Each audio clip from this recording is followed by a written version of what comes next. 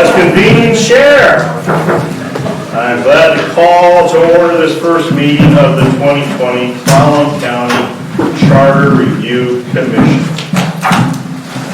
Before we go further, I'm asked to inform you that if you'd like to comment tonight, please sign the sign-in sheet that is located over in that area. Rod? All right. Yeah. All right, so let's begin by rising and pledging our allegiance. I pledge allegiance to the flag of the United States of America and to the republic for which it stands, one nation, under God, indivisible, with liberty and justice for all.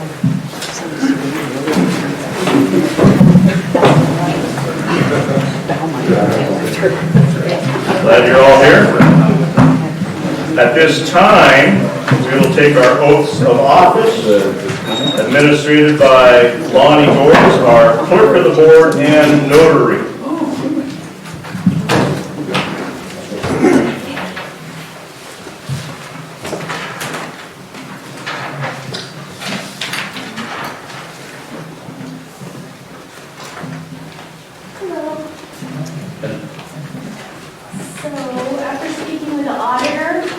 She instructed me that I could just hand you your oath and you could read it back to me raising your right hand. So I will go around the room. Mr. Leftisel, you're first.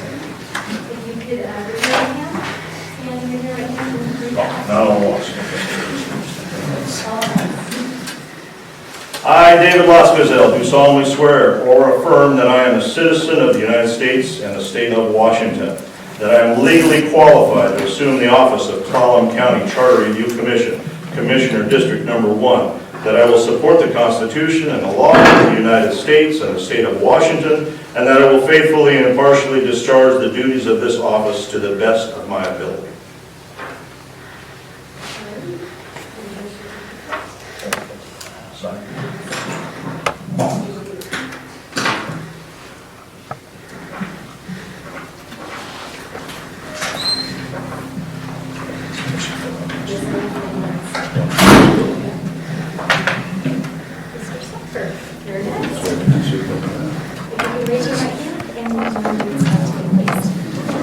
I, Jim Stoffer, do solemnly swear or affirm that I am a citizen of the United States and the state of Washington, and I am legally qualified to assume the office of Clallam County Charter Review Commission, Commissioner, District 1, that I will support the Constitution and laws of the United States and the state of Washington, and I will faithfully and impartially discharge the duties of this office to the best of my ability.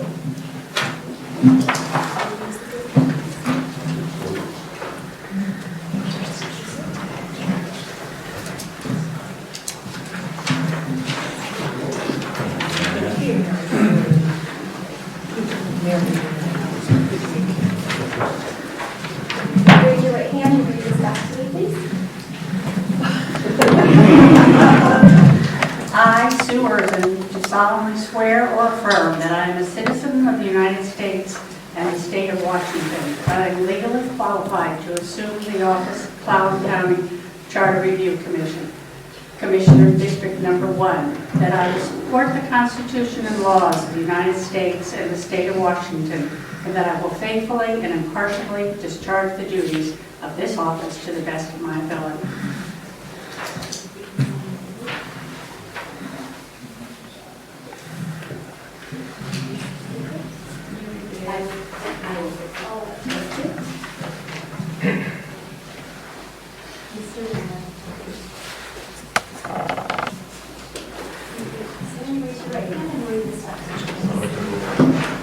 I'm going to seek a waiver of standing to the Yeah. Okay. I, Ted Miller, do solemnly swear that I am a citizen of the United States and state of Washington, that I am legally qualified to assume the office of Clallam County Charter Review Commission, Commissioner District Number 1, that I will support the Constitution and laws of the United States and the state of Washington, and that I will faithfully and impartially discharge the duties of the office to the best of my ability.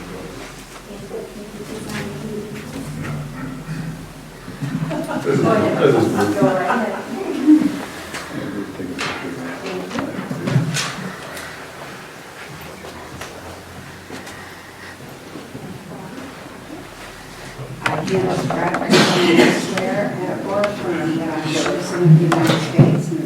Washington, that I'm legally qualified to assume the office of Collin County Charter Review Commission, Commissioner District 1, and that I will support the Constitution and laws of the United States and the state of Washington, and that I will faithfully and impartially discharge the duties of this office to the best of my ability.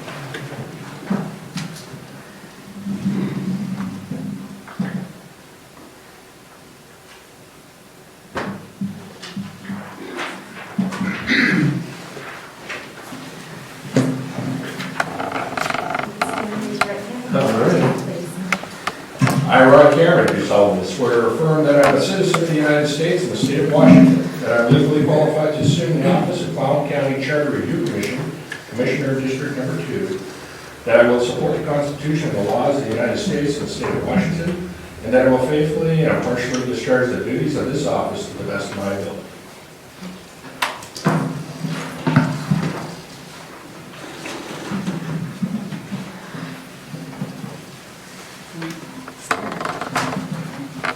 Raise your right hand and read this after me, please. I, Norma H. Turner, do solemnly swear or affirm that I am a citizen of the United States and the state of Washington. I am legally qualified to serve the office of Collin County Charter Review Commissioner District Number 2, and I will support the Constitution and laws of the United States, the state of Washington, and I'll faithfully and impartially discharge the duties of this office to the best of my ability.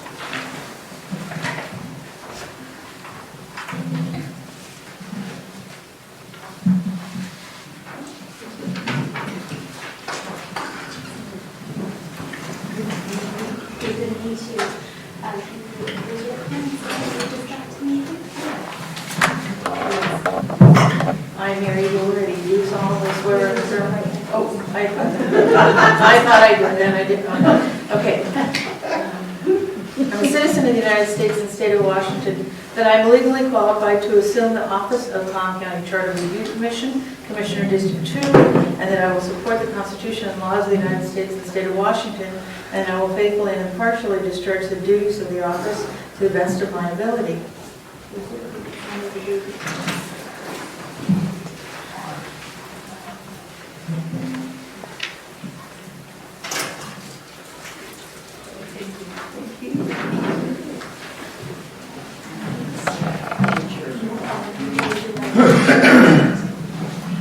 I, Patty Morris, do solemnly swear or affirm that I am a citizen of the United States and the state of Washington, that I am legally qualified to assume the office of Collin County Charter Review Commission, Commissioner District Number 2, that I will support the Constitution and laws of the United States and the state of Washington, and that I will faithfully and impartially discharge the duties of this office to the best of my ability.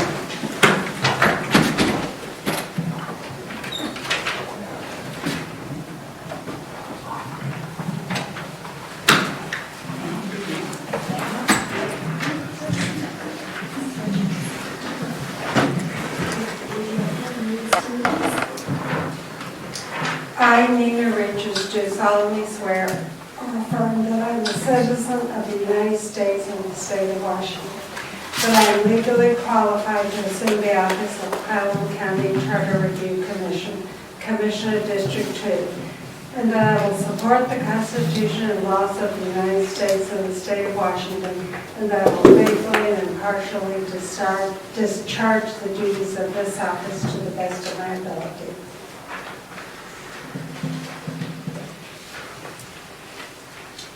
So I know I was just going to see my medical admission work or medical admission.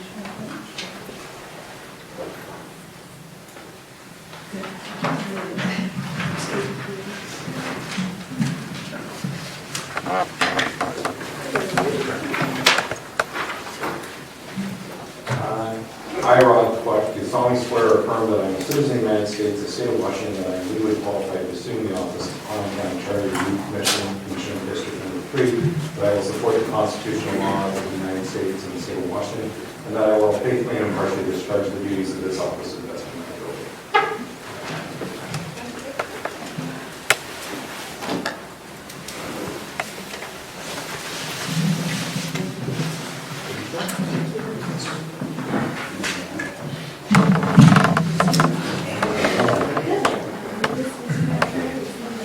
I, Andrew T. May, do solemnly swear and affirm that I am a citizen of the United States of America and of Washington, that I am legally qualified to assume the office of Clallam County Charter Review Commission, District Number 3, that I will support the Constitution, the laws of the United States, and the state of Washington, and that I will faithfully and impartially discharge these duties of the office to the best of my ability, which is my out.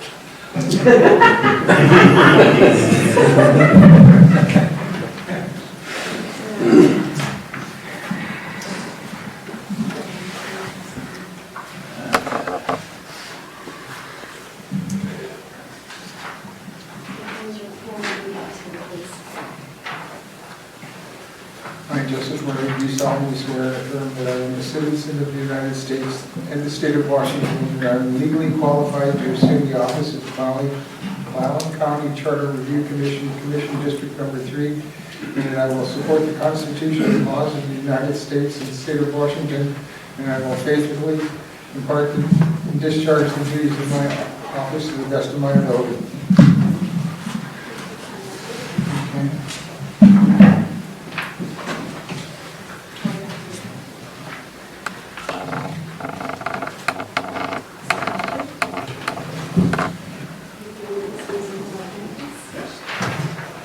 I, Brian Hunter, do solemnly swear or affirm that I am a citizen of the United States and state of Washington, that I am legally qualified to assume the office of Clallam County Charter Review Commission, Commissioner District Number 3, that I will support the constitutional laws of the United States and the state of Washington, and that I will faithfully and impartially discharge the duties of this office to the best of my ability.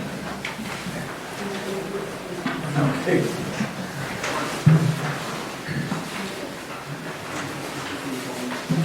I, Therese Stogan, do solemnly swear or affirm that I am a citizen of the United States and state of Washington, that I am legally qualified to assume the office of Clallam County Charter Review Commission, Commission District Number 3, that I will support the Constitution and laws of the United States and the state of Washington, and that I will faithfully and impartially discharge the duties of this office to the best of my ability.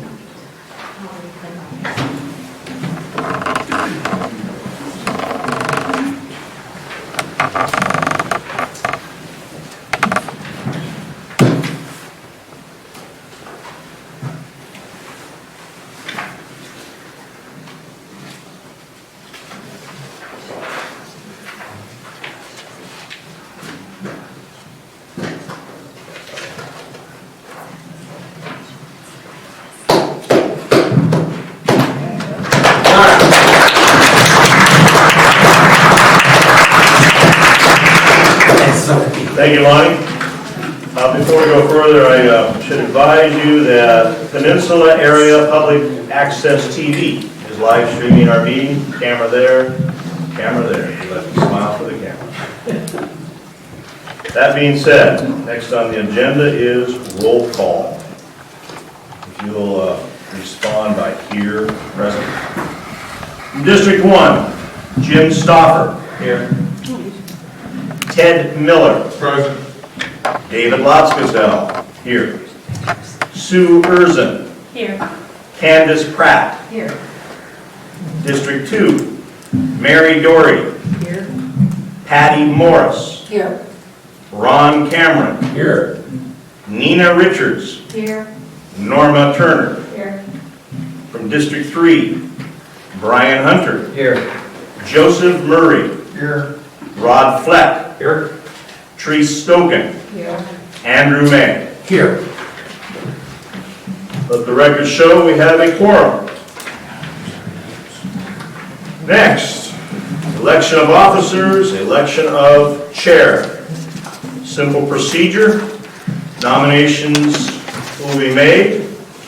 The nomination is accepted by the person being nominated. That person will be given a chance to make a brief statement on their behalf. After nominations are closed, Lonnie's been nice enough to include pre-printed nomination, or election sheets rather, in your packet. You'll find that.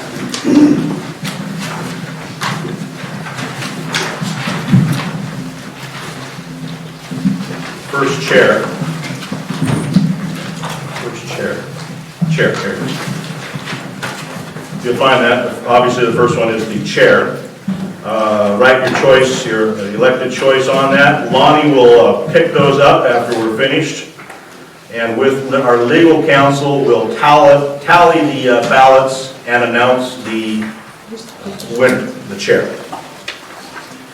That being said, I will begin the nomination by nominating Ted Miller as chair.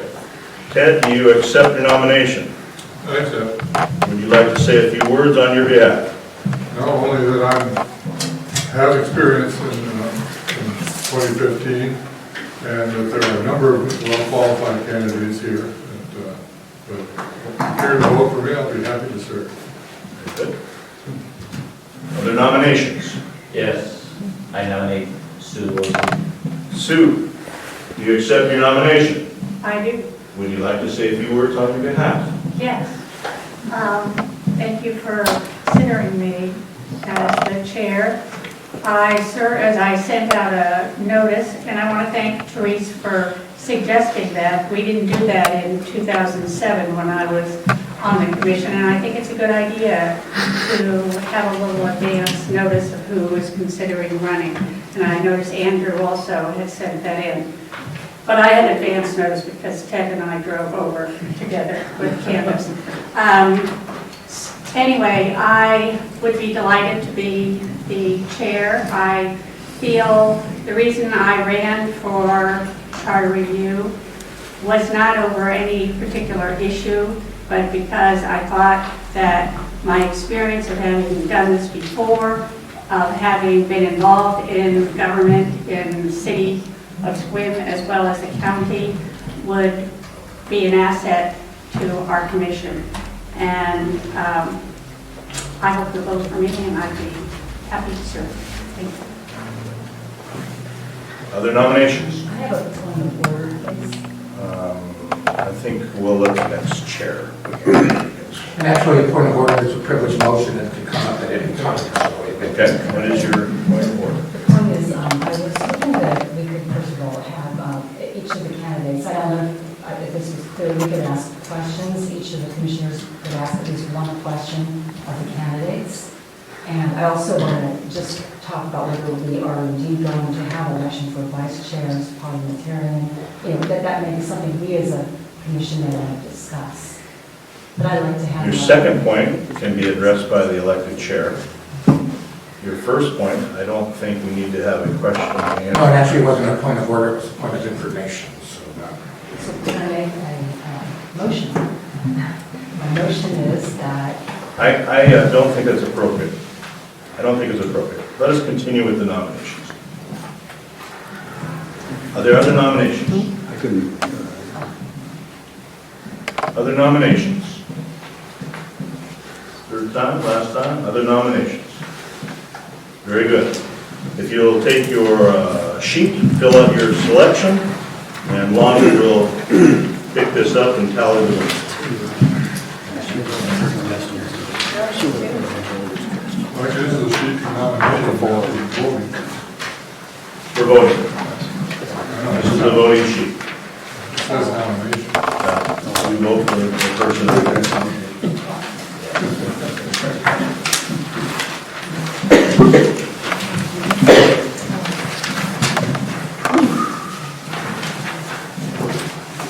And I'll see that, looks like everyone's done with their vote. Lon, you'll...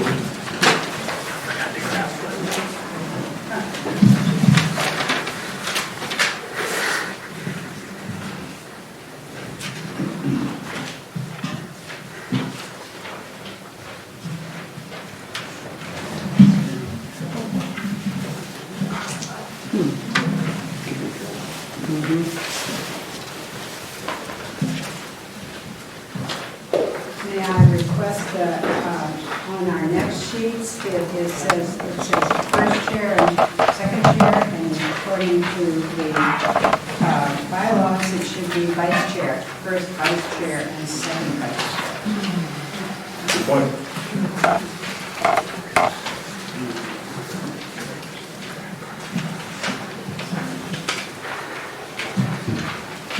the elected chair cleaned that up.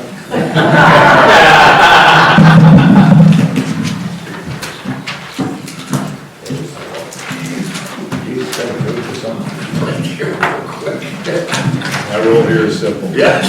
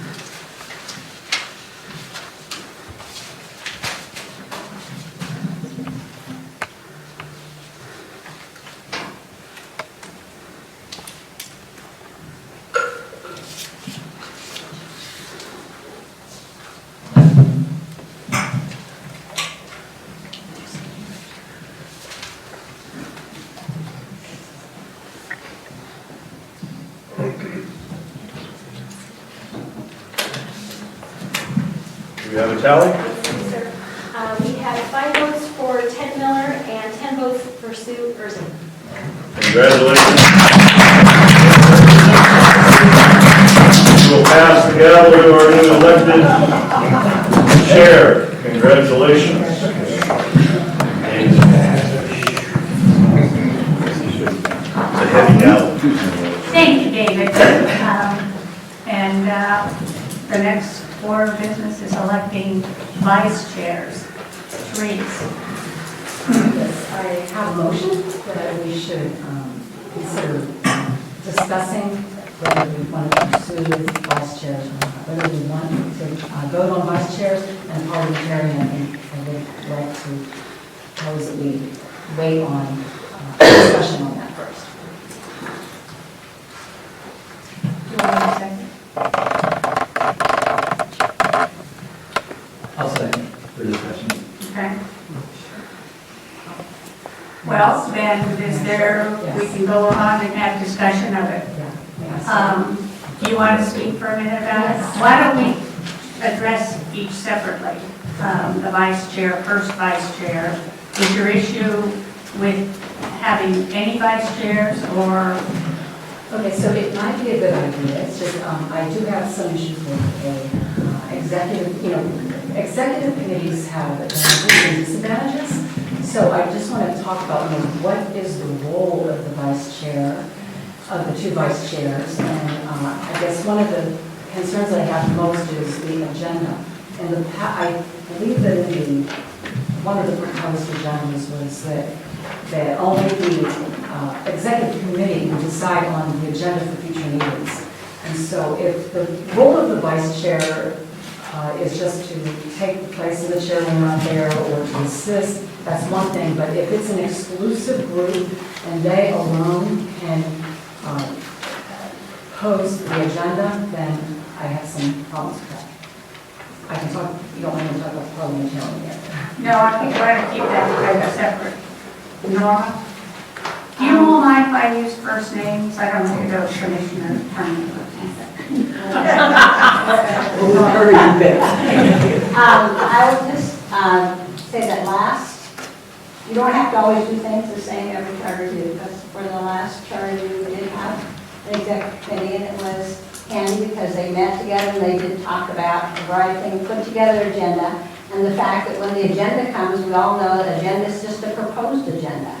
And it's not adopted unless the body adopts it. And it's always open for amendments. So it's not a closed executive group that imposes upon the charter an agenda. It simply gives a proposal for an agenda, and then they do the budget. And so it's just kind of a housekeeping group. And in the past, it's worked. And you do have to have somebody who would be in line for when the chair's not available. Jim? I would say that also with an agenda, any member can typically on the other elected board, somebody can submit items for the agenda. It doesn't just remain at the executive. That's any one of us could submit an agenda item that was near and dear to us, so I'm supportive of keeping it how it is.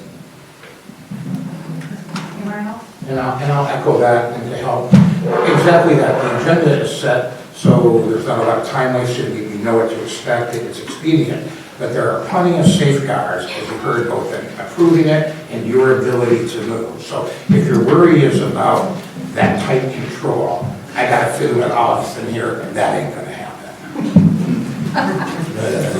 Ted? Yeah, I just want to make the point that, as we had in 2015, the executive committee is not really a gatekeeper. Right. Anybody can propose a topic for discussion, and they go through the executive committee or not. But they really don't have any kind of veto power. They have more of an organizational power. And I think that all of our disadvantages to the executive committee, I think the advantages far outweigh the disadvantages. Yes, one question.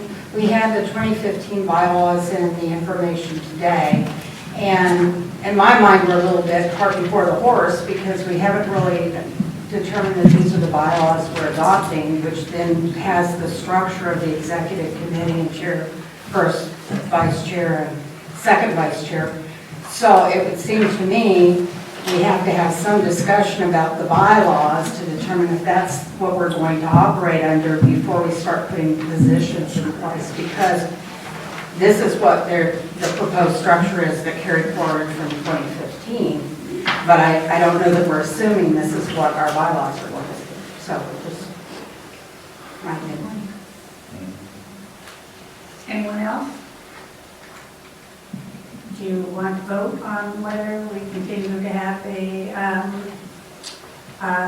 first chair and then vote on whether we continue to have the second chair? So, does anybody want to make a motion on that? The motion is on the floor. Pardon? Oh, okay. And did it combine both first and second? Yes, Motion? yes. Okay. So the motion will be, do we want to table the idea for now of voting on vice chairs? Okay. And that's the motion that you emailed us. So in other words, do you think you agree that you want to table and say yes, and if you, Okay. yeah. Do we have a second to the motion? It was. It's a bit, okay, all right. Then, we've had our discussion, so does anyone call a question on it? I will call a question. Okay, all right. Then I think we can do this by raising our hand, if that's all right with everyone.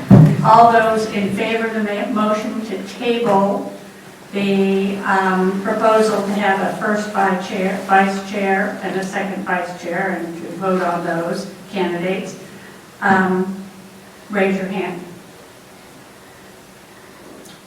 All those opposed? The motion is defeated and we are not going to table it. So we'll go ahead with the election of a first vice chair. Nomination. Yes. Nominate Norma Turner, please. And would you agree to serve? I think so. All right. Any other nominations for first vice chair? Jim? I nominate Andrew May. And would you agree to serve? Nancy? Yes, I would. Okay. Any other nominations? Ted? I nominate Bruce. Agrees? And you would also agree? Anyone else? I have a question, information. I think Patty was right, actually, we haven't adopted the bylaws. So in the bylaws, you talk about that the vice chairs represent different districts. And so now, I mean, 3 is for District 3, and I'm from District 2, and Andrew, you're from 3. So I don't, anyway, I think it doesn't matter. It's just like confusion. So whoever comes out on top after this vote, whether that be 2, somebody from 2 or 3, then that leaves us with. That would work. That's kind of the way I was looking at it. That would work. This might make things real Yes, easy. yeah. You're right. You're right. That makes sense. Would you each like to make a short statement on why you'd like to do this, or what your qualifications are? Nora, do you want to start since you were the first one? Well, I'm willing to be part of that group of trying to just let things flow. When I ran, I really said that there's been a lot of charter review commissions, and I hope this one runs differently. What that means, I'm not sure, but I really am encouraging everybody to give some creative thought as to how we can make this charter review available to people who can't come within their 3 minutes. So I would like to spend some time and energy on exploring how to make this a more user-friendly for the public to access and get comments. Andrew? And I guess we're kind of the same, ditto. As I literally campaigned and put in the voter guide, I have a particular skill set as a parliamentarian that's very handy for fair play, making sure everything is followed, everybody has their voice. So my advantage on chair position would be in that executive committee. I would be able to bring that expertise to maybe kind of help on that if we had questions. So one aspect, the executive committee would have its own parliamentarian.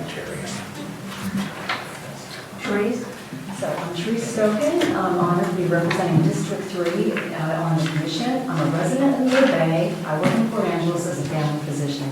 I have been a volunteer organizer for a number of groups in the past several years, with particular interest in those issues which have the greatest impact on our lives and our community. I consider the position of vice chair if this body deems that we should have officers. However, I think the creation of an executive committee should not preclude the other members of the commission from partaking in the decisions about our meeting agendas. I enjoy working with the public, and I would be particularly glad to assist the chair in communication with the various groups and people who have begun to organize on different amendment issues, and however else my services are needed. So thank you for listening and for considering me to be your vice chair. Then if there's no more nominations, we'll close the nominations and we can vote on your ballot sheet that you have in front of you.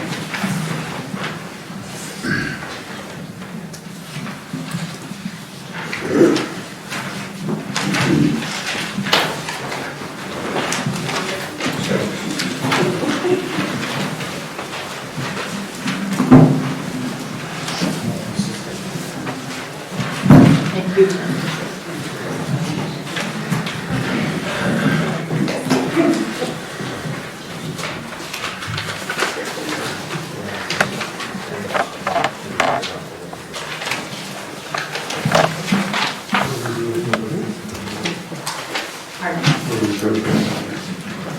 You should be great choice, good voting.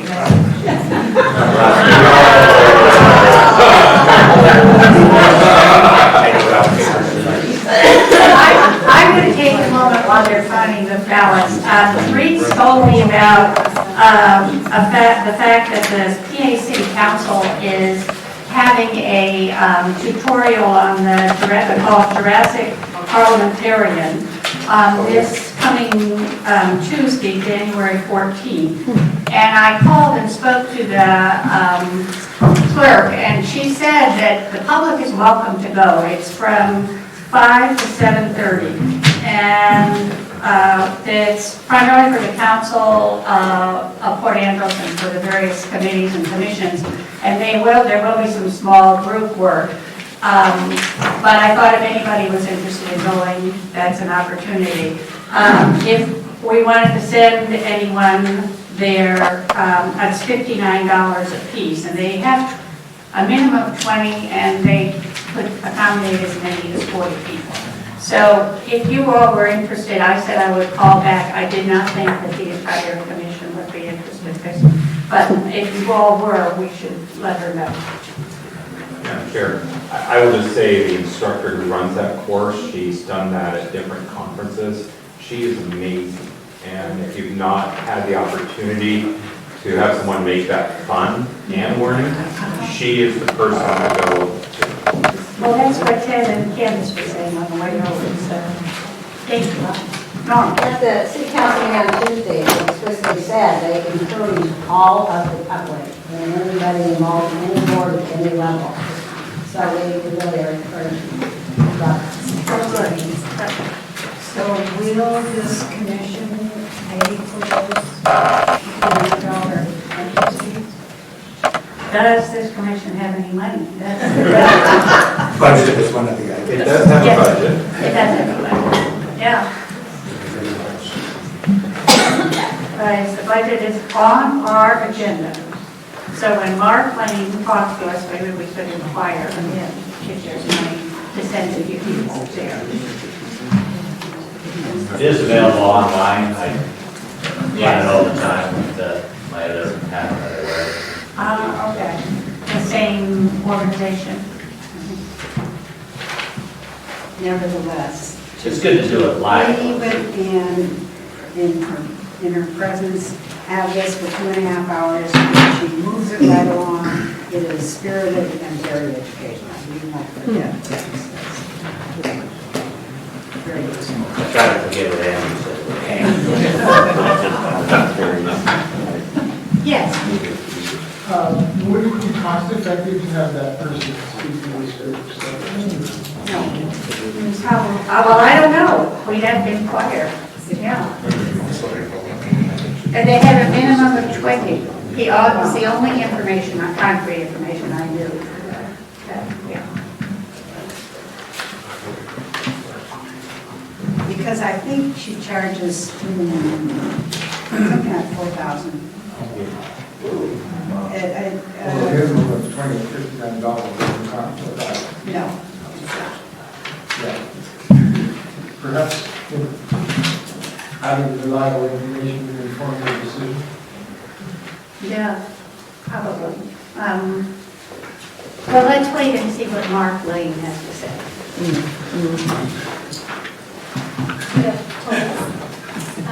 Norma Turner had 8 votes, Andrew May had 5, and Teresa Stokin had 2.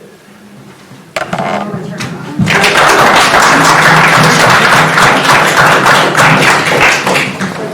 For the record, I'm District 2. All right, then we will now vote. We will have nominations, for the vice chair, second vice chair of the Charter Review Commission. I nominate Andrew May. Ditto. I nominate Teresa Stokin. Yes, we're looking for someone from District 3. Nominate Joe. I'd like to see Joe. Any other nomination? Yes, Ron. I'd like to nominate Joe Murray. Joan. Okay, then nominations will be closed. And Joe, would you like to speak for a minute about being the second vice chair? Certainly. I've been involved in the community since the early 70s in the West End for the last 40 years. I've lived out there. I think I know what life in the West End is like, and I've been doing that forward. I've also been involved in a number of committees, government and private committees over the years as chair, vice chair, and just as a member. So we've had a lot of experience. Thank you. Therese or Andrew, do you want to say anything further? Okay. All right. Then we'll proceed to voting. And you have a ballot, and we'll fill it in and see who is our second vice chair.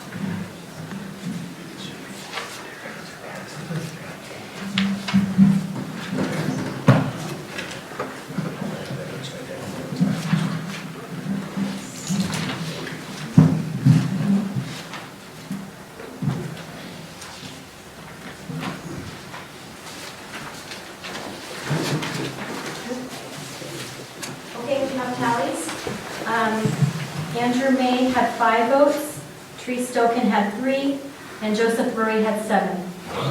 Joseph Murray.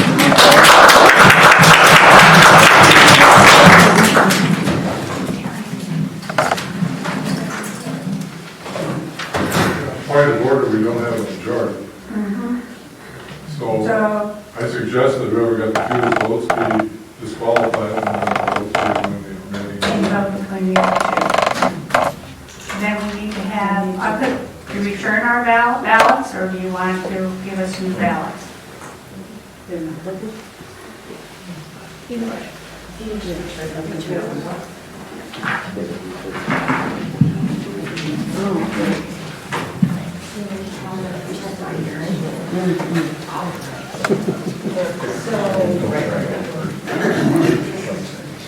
Is that necessary, majority at this point? Well, I would think it would be a majority vote. Wouldn't it? I don't know. That's a good question. Parliamentarian, anybody? Any ideas? I have one. Yes. What to find out what the rule really is, and then take action. In the meantime, let it stand where it is, and then we'll vote again. Okay. Because otherwise, we're already got a problem. I think the three of us are looking.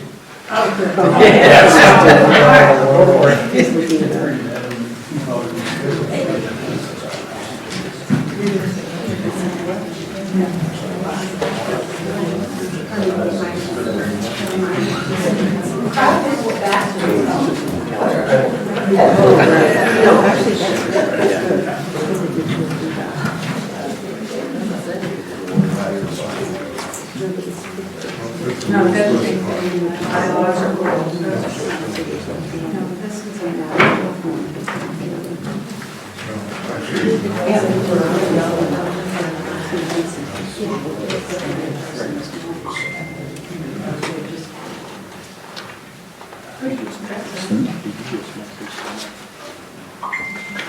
You gotta go over and confer for a second. all right. There you go. See you over there.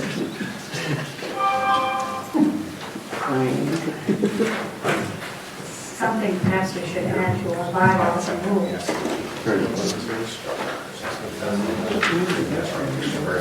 We're in our 9 minutes. So our read of one of the Robert's rules online is that it says the lead voter then is the winner. So unless there's something to the contrary. Okay, so it's a plurality, and Joseph is the second vice chair. And that's great, he also representative from each district. So, you can take your ballot on the district. No, Well, now later on it says, as decided by a majority vote. Pardon? Say again? Later on it says, as decided by a majority vote. That's it. So you can answer the bad stuff.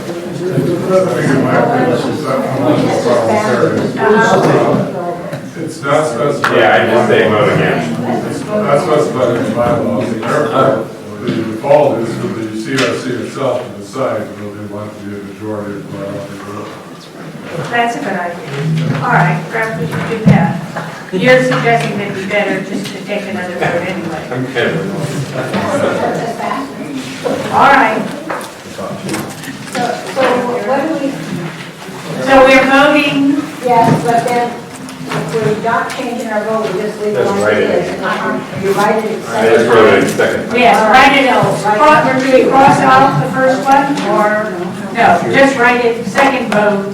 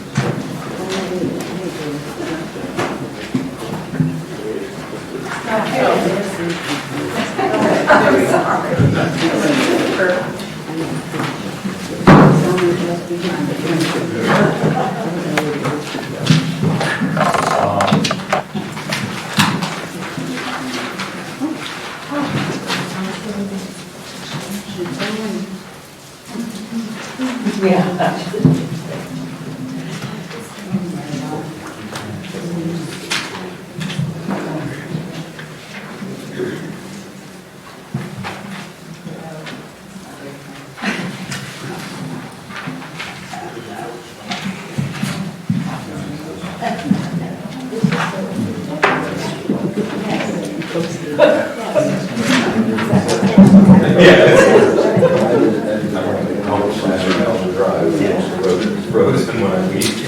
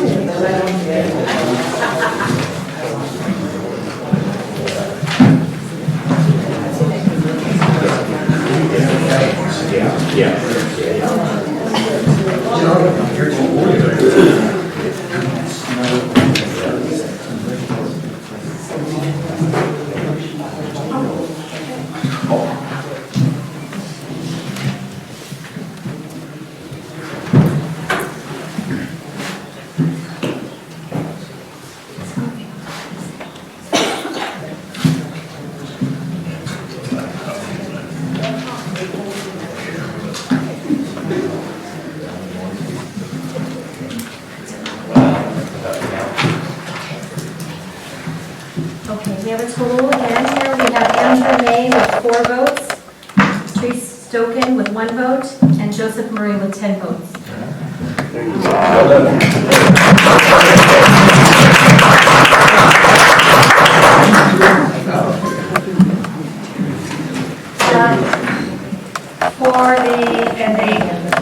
Yes, I had, for the last election is for parliamentary.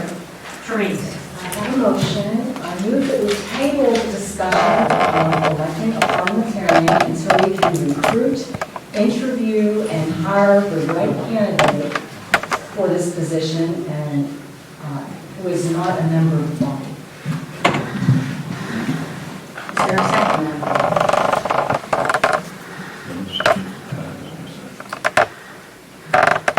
Hearing none, then we will proceed to have nominations for the parliamentarian. Ron. I nominate Andrew May. Andrew, would you be willing to serve? I would be honored. Any other nominations? I nominate Rob. Rod had passed. Someone else. However. I'll nominate Ted. Ted, would you be willing to Yes, serve? I would. Any other nominations? Well, we've heard from both Ted and Andrew, and so shall we just proceed to voting? Or do you want to say something You else? could have it on, I'll take a second. Okay, all right. Ted, go ahead. Okay. I have extensive experience in parliamentary procedure, college, I actually took a course in it. My final paper was 11 ways to filibustering without breaking the rules. Did you bring a copy of it? I do not have a copy anymore. I've been a member, been the chairman of the Swim Planning Commission for 2 years, and so I've had extensive experience in doing it. And basically, I just think I'm fairly well qualified for the position. Again, similar history. I actually learned powering procedure first in FFA in high school. Went on to become registered, actually have won state and national proficiency awards in teams. It's a wonderful skill because it really is driven on everybody being able to be heard with nobody over talking anyone, fairness and balance. It therefore speaks to me as a passion, and it's one of the major reasons I ran for charter review. But regardless, whoever is parliamentarian, as you know, that will not silence us from pointing things out. So. Thank you. Then we'll proceed to vote on your ballot between Ted and Andrew.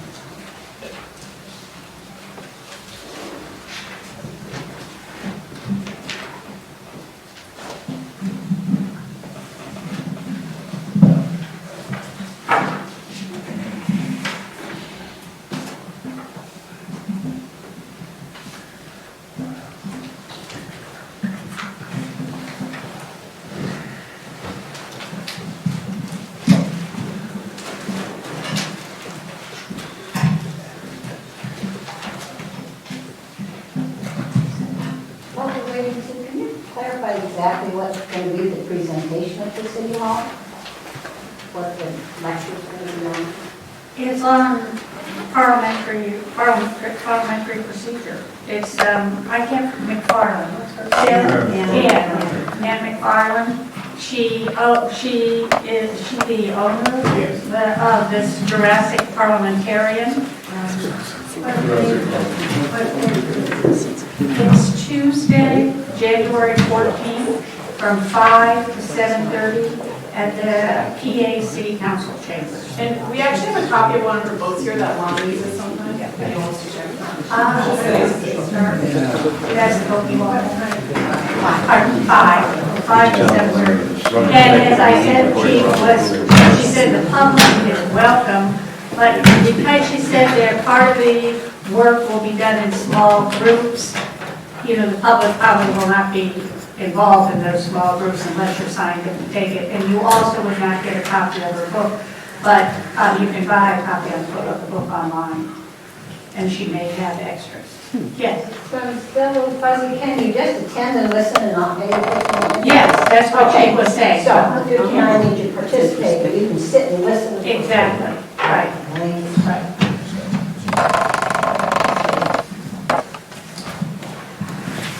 Have a total. We have Andrew May with 10 votes and Ted Miller with 5 votes.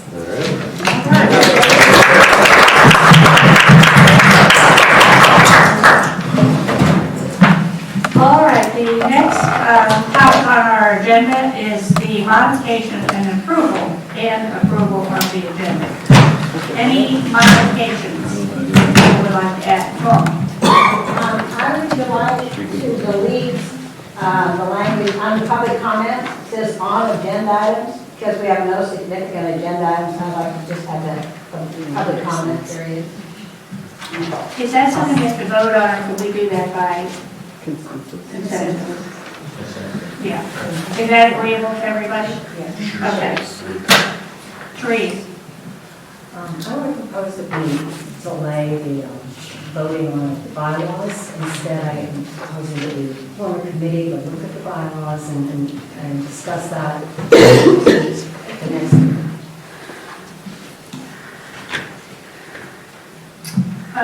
If that's in the form of a motion, or do we have to vote on that? That's what I was going to ask, what's the motion? Okay. And treat my point, it's really good rather than propose, I move. Okay, I move that we form a committee to review the 2005 bylaws and delay the discussion and ratification of the bylaws until a future meeting of CRC. Is there a second? I'll second for discussion. Discussion. I really don't see that there's a need to hasten the process. There was so much I didn't prepare for this meeting, and I was looking at those proposed 2020 bylaws that were given to us by the county, and then I spent so much time looking at those and not really that pleased with them, and so I just haven't had enough time to really decide what changes we need to make in the 2015 one. So I think the forming a committee that really look at them with greater care would be a good idea. I don't see why we need to rush that. I reviewed the bylaws, I see no problem with them. I'd rather not get bogged down by subcommittees when we have important duties ahead of us. So how many members were on our 2015 committee that are here right now, and then also 2007 before that, Sue? 2007. Yeah, so I would just like to hear, maybe Ted, we're on there before. In fact, I was going to ask, in 2015, we did review the bylaws, we didn't form a committee or anything like that. But they're generally fairly generic and unobjectionable. I think it would make more sense to just go ahead and approve them and then subsequently amend them later. Rather than delay. So moved.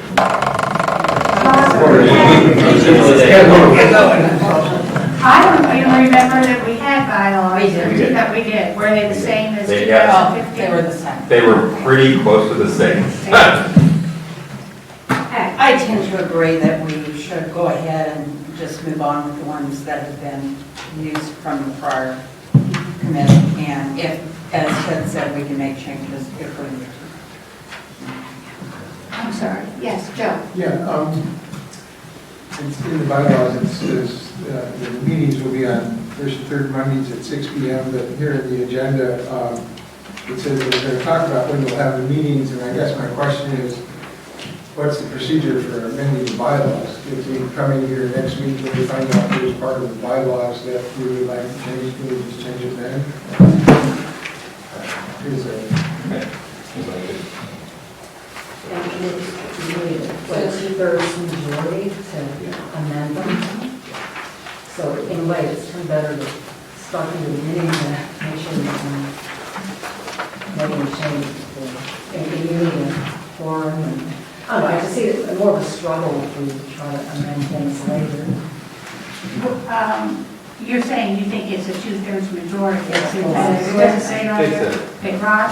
Well, I would just say that as we're looking at the schedule, by picking the meeting schedule, location, and length, when we get to the document of bylaws and rules, we'd be striking that and changing the date and time thing, and then making that as a proposed 2020 bylaw. So I would say, don't get too wrapped up in the words, but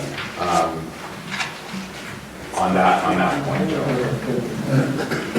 But you're right, the date, the year date should apply. Yes. Yes. Any other comments? Then if you're ready to vote, we'll do it by raising our hand. The motion is to refer this to a committee and work on the bylaws and rules of procedure.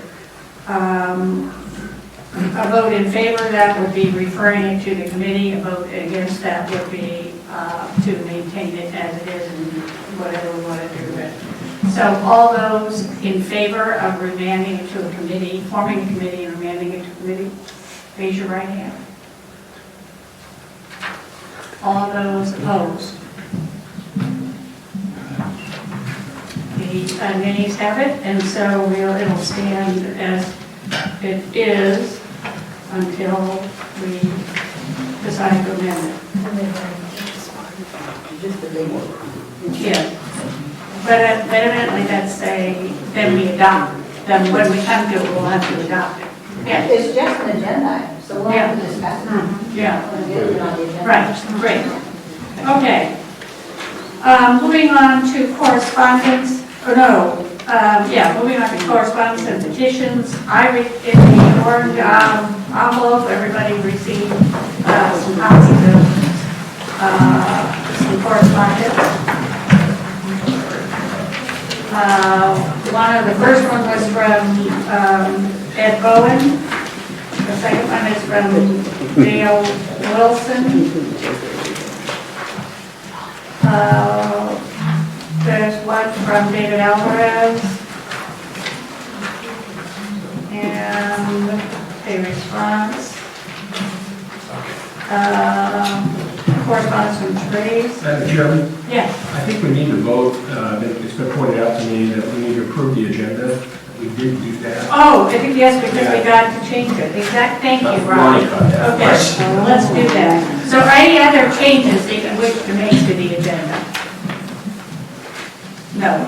Move for adoption of the agenda. Right. As amended.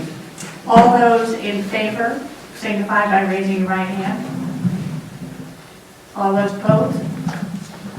Okay, then the agenda has been approved.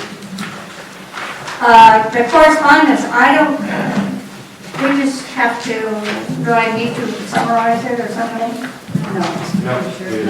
Everybody knows that they've received this. I had a question on, are these the only things that you've received? Those are the correspondence I received on email, one from Mr. Bowen and a couple from Mr. Wilson. Right. I did not receive anything else on my email. Okay. Then we'll move on to the next item on the agenda is our public comment. I know that,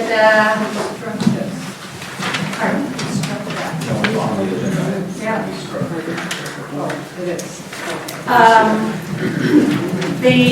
In the past, we limited people to 3 minutes. I don't know whether there are 4 people that have signed up. Are we going to keep that rule? That's my question. Consistent for everyone at this time? My recommendation is that we do so, because if we could theoretically get 30 or 40 people at the next meeting, we could end up here doing nothing. Okay. I strongly recommend maintaining the 3-minute rule. That's in the rules. Okay. So until we get to the rules, we will, for the public, you can see that we're just getting organized and familiar with our procedures. So at this time, we will stick to the rules, having public input limited to 3 minutes. I'll just go in order of the people as they signed up. So Ed Bowen, you were signed up first. Do you just want us to stand up, or do you need us up there? Terrible, okay. Yeah, why don't you mind standing toward the, This is recorded. It's recorded. oh, it's recorded, okay, all And right, then we can hear better with the microphone. okay, thank you. Good evening, Ed Bowen, Clallam Bay area, District 3. First off, it's been 5 years already. Wow. So my first request for the charter review amendment is to, let's stay with the 5 years. It's worked real well for me.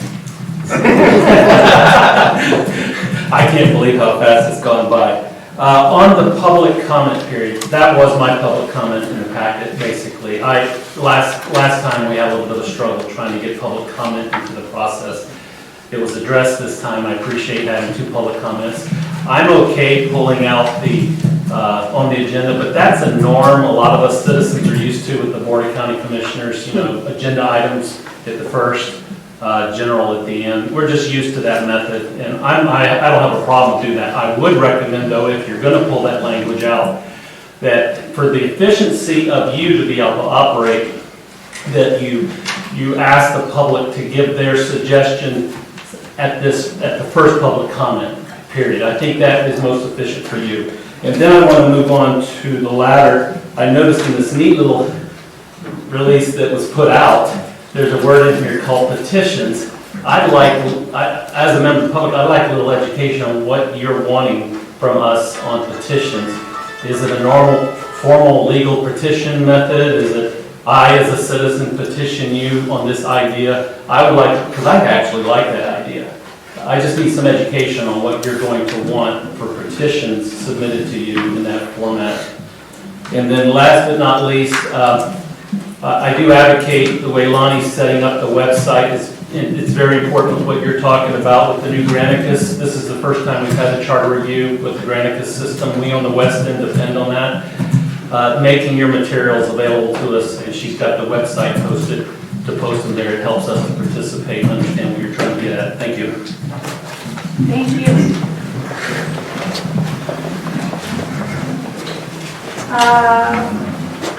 Tyler Auburn, is that correct? More or less. My name's Tyler Algren. I'm from P.O. Box 61 in La Push. So yes, it's a bit of a drive to get from there to here, especially with weather. I actually wasn't going to speak, but I thought it was just a sign-in, a participatory sign-in. But I do want to congratulate everybody that ran and at this first meeting. And as Norma said, you know, there have been a lot of previous meetings, and it sort of seemed like not a lot actually got done for all the work and effort that so many people put in. And given the urgency that we as a country, society, nation, world face right now, you know, getting things done is really, really critically important.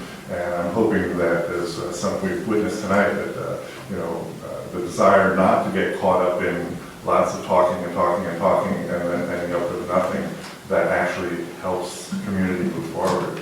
So I hope you all can work together well, and good luck. Thank you.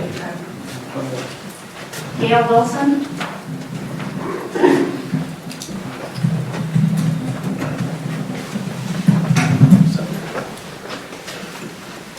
Thank you, Madam Chairman. And thank all of you for taking this great deal of time out of your lives to try and make a better government for all of us that are living here. I didn't have the good fortune to be born here, but I did have the good sense to move here. And this is the last move I'm going to make. I'm probably going to be buried somewhere around here. So I'm anxiously awaiting all of your deliberations and your decisions. And I just want to thank you for taking time away from your homes and family and coming here to do this for the year. Also wanted to say that while I do represent Papa TV, I'm a volunteer, as all of the people that are associated with Papa are volunteers. And I hate to correct the convening chairman, but we are not live streaming. We don't have those capabilities yet. We are going to show this later on Channel 21 on the Wave cable lineup. I don't know when. It'll take some post-production, but soon, with the proper support, we will be able to live stream these and all the county meetings and all of the city meetings. So I hope it'll be this year, but I'm not sure of that yet. I do want to urge all of you, first of all, I want to let you know too that I am the Dale Wilson that sent you some of these emails that you've gotten. If you get tired of them, please let me know, reply and say no more. Otherwise, I will probably send some more. I hope you don't mind. Secondly, or thirdly or fourthly, wherever I'm at, I want you to be bold. This is just exactly like a state constitutional convention. And I was involved with one of those back in Tennessee, and a lot of great things got done, a lot of not so great things got done, but everybody had a say. And I'm just really pleased that all of the people here do have a say, and the entire county has a say. So I want you to be bold, take in all the ideas, give them all the attention they deserve, and as I used to say in wrestling, no holds barred. Thank you. Thank you. Madam Chair? Yes. I'd just like to point out that even though Mr. Wilson isn't live streaming, the Granicus camera system is live streaming right now from the commissioner's room here. Wonderful. So it is live streaming, just not through Papa TV. They got more money than Papa does.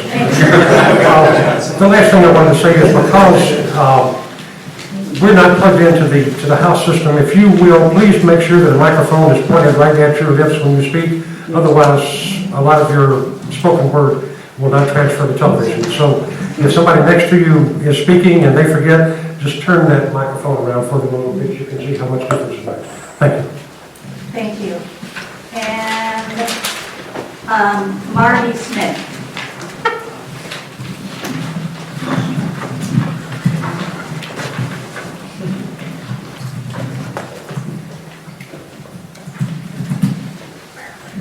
I'm Marilee Smith. I do live in Port Angeles. Hi.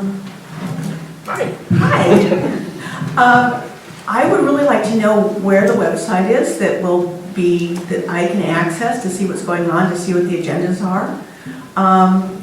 It's really important for people to know what's going on. I think the only reason I knew about this meeting, honestly, was because I saw the press release that was sent by Tree to the paper. So I'd really like to know what we're going to do and how we're going to do it so that I can stay involved, even though I can't come to all the meetings. And then I'd also like to know, I've got my 5 pet projects that I would really like to see on this charter review to attack. How do you want me to present this? Because I would really like to see our prosecuting attorney to not be partisan, or be nonpartisan. I would really like to see our coroner or a medical examiner pulled out from that prosecuting attorney's position, because we're way beyond where we should have already had a coroner or a medical examiner. I find it interesting that we only have 3 county commissioners, and that our county commissioners do make quite a bit more money than the average county commissioner in the country. The average salary is like $54,000. I'd like to see 5 commissioners instead of 3, which I think would better represent us. And I really think that they should become part-time, because I'm not seeing the need for somebody who's, how do I explain this? Our mean salary in the county is what, $53,000? You know, you get elected and it's like cha-ching, you know, you suddenly have way more money, and there's no educational standards that we have for our county commissioners. They also don't seem to lobby much, so it would be nice to change their job description so that they do have to lobby in Olympia for us. Those are my main ones. I have more. I would like to see an ombudsman as well. I think our county doesn't have an ombudsman who's someone who the people can go to. King County has done a wonderful job with it. They're also a home rule charter county, and their ombudsman is someone who the people can call. They also investigate whistleblower complaints. They make sure that the county is complying with human resource issues such as sexual harassment and all that. They do the investigation, and it's someone who actually reports to the county commissioners, but to the people, but it's independent. And I think that that would be a lovely addition to our county. So let me know how I can help or what research you want. Thank you. I was just going to briefly say that, this is our first meeting, and so it's a lot of organizational kinds of things. But from my experience of being on the county committee, on the account charter review, is that all of our meetings had lengthy times for citizen input. I mean, that's what we're really interested in that, and particularly as we are in the beginning stages, and that we get, we also give that kind of publicity for those kind of things, and we look forward in writing anything to us is really helpful. So I'll just tell you that from my point of view. That's primarily the focus of what we're going to be doing, is getting input from citizens and then discussing issues. Well, many of these issues were raised in past charter reviews, so I just want to push it to the forefront. Thank you. Right. Thank you. Those were the 4 people that signed up on for public comment. Is there anyone else that would like to speak? Jean, come on up. Thank you.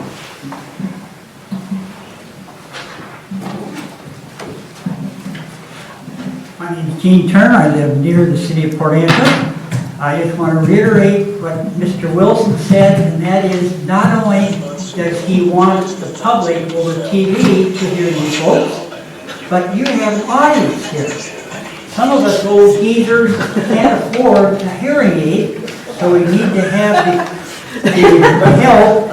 We have 6 microphones here, and I saw 2 people use the microphone all night long. I beg that you speak up, because that's why we're here, to listen to what you have to say. When we can't listen, it becomes very boring. Thank you.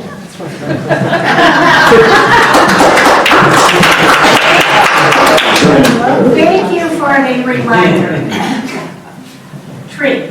And before anyone else speaks, I think Lonnie has something to say about the hearing. Yes, we have hearing devices over here. It's posted at the door, so if anybody in the audience needs them, I'm happy to help you get them set up and ready. Maybe we should make that announcement at the beginning of each meeting. Tree. Before we go on to the next section, I have an appropriate motion. I have copies of this one that I think we should circulate, and then I'll read it. I move that this is regarding legal representation. I move that we solicit proposals from interested attorneys asking what legal representation they could provide us and for how much. This solicitation should be sent to the Clallam County Bar and the Washington State Bar and published in the Peninsula Daily News, the Port Townsend Ledger, and the Washington State Bar Monthly Magazine, the Northwest Wire. Do I hear a second for this motion?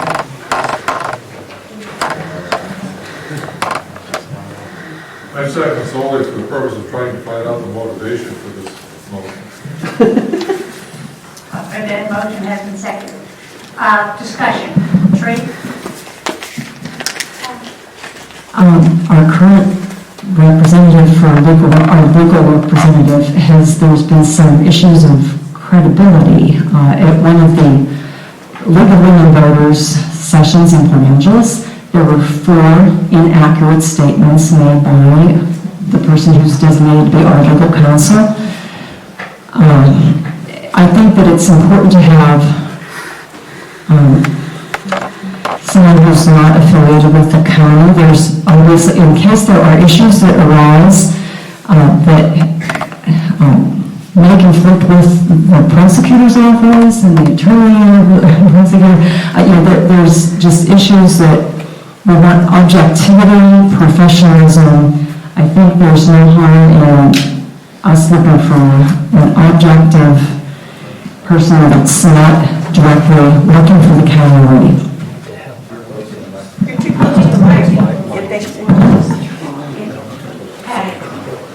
I think before we can really make a decision on this, we have to look at the budget and what kind of money is in the budget. Jim?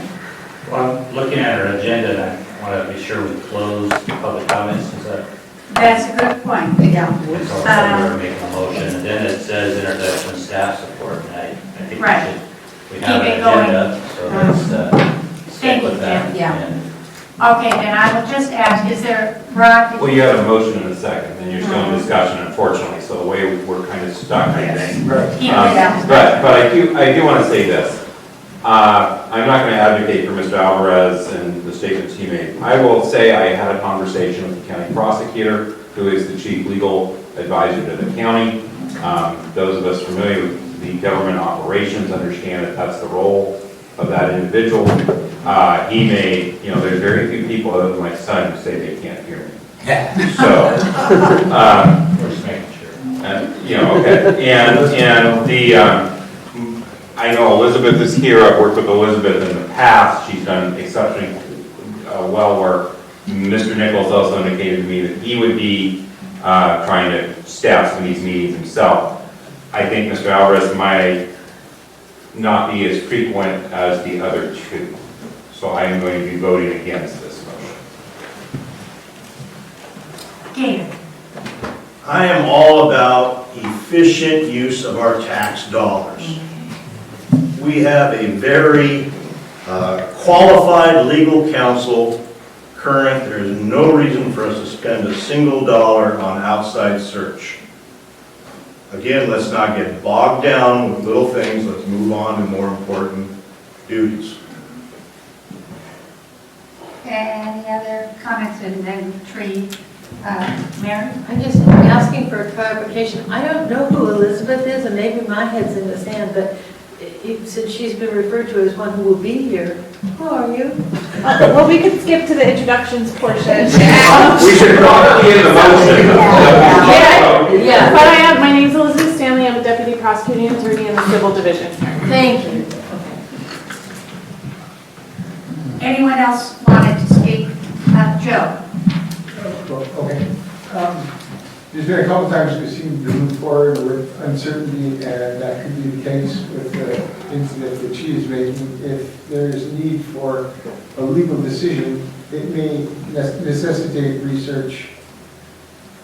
We all go around with all that information in our head, even if it is our profession. So I would not support this motion. Andrew, did you? Yes, and I'm going to be speaking against the motion only because, two things. I agree both with the efficient use of taxpayers' dollars, but I also think the efficient use of our time. I think of the logistics. We're going to bring all these lawyers in. We're going to meet all as a group. We're going to interview them once at a time. I see that as a huge commitment to time. And I do believe, as you said, that if we run into a particular issue, then this assembly can decide if they want to find another legal opinion. But I'm really against it for that inefficient use of money and the inefficient use of our time. Ron? Yeah, I just want to echo everything everybody else has said. I think it speaks for itself. In fact, I value what the attorneys have to say, but it's like you said, Andrew, it's an opinion, and that's what they're going to give us. I think the early things that were mentioned, whether they were erroneous or not, that was the first forum I think we had, at the very first forum, and I didn't put a lot of stock into it. So I think we can move forward with the attorneys that we have. Yes. It sounds like we have three attorneys. We have Elizabeth, we have the prosecuting attorney, and Mr. Yeah, the whole civil division. So, we have a staff. Why would we want more? Tree? Not so close. Not so close. Move back. Okay, this was shared with me by, It's way too close. okay, this was shared by someone in the community. When millions and millions of tax dollars have been spent defending against and settling illegal actions of the prosecutor, it would not be unreasonable to ask for an amount exceeding $100,000 for this commission.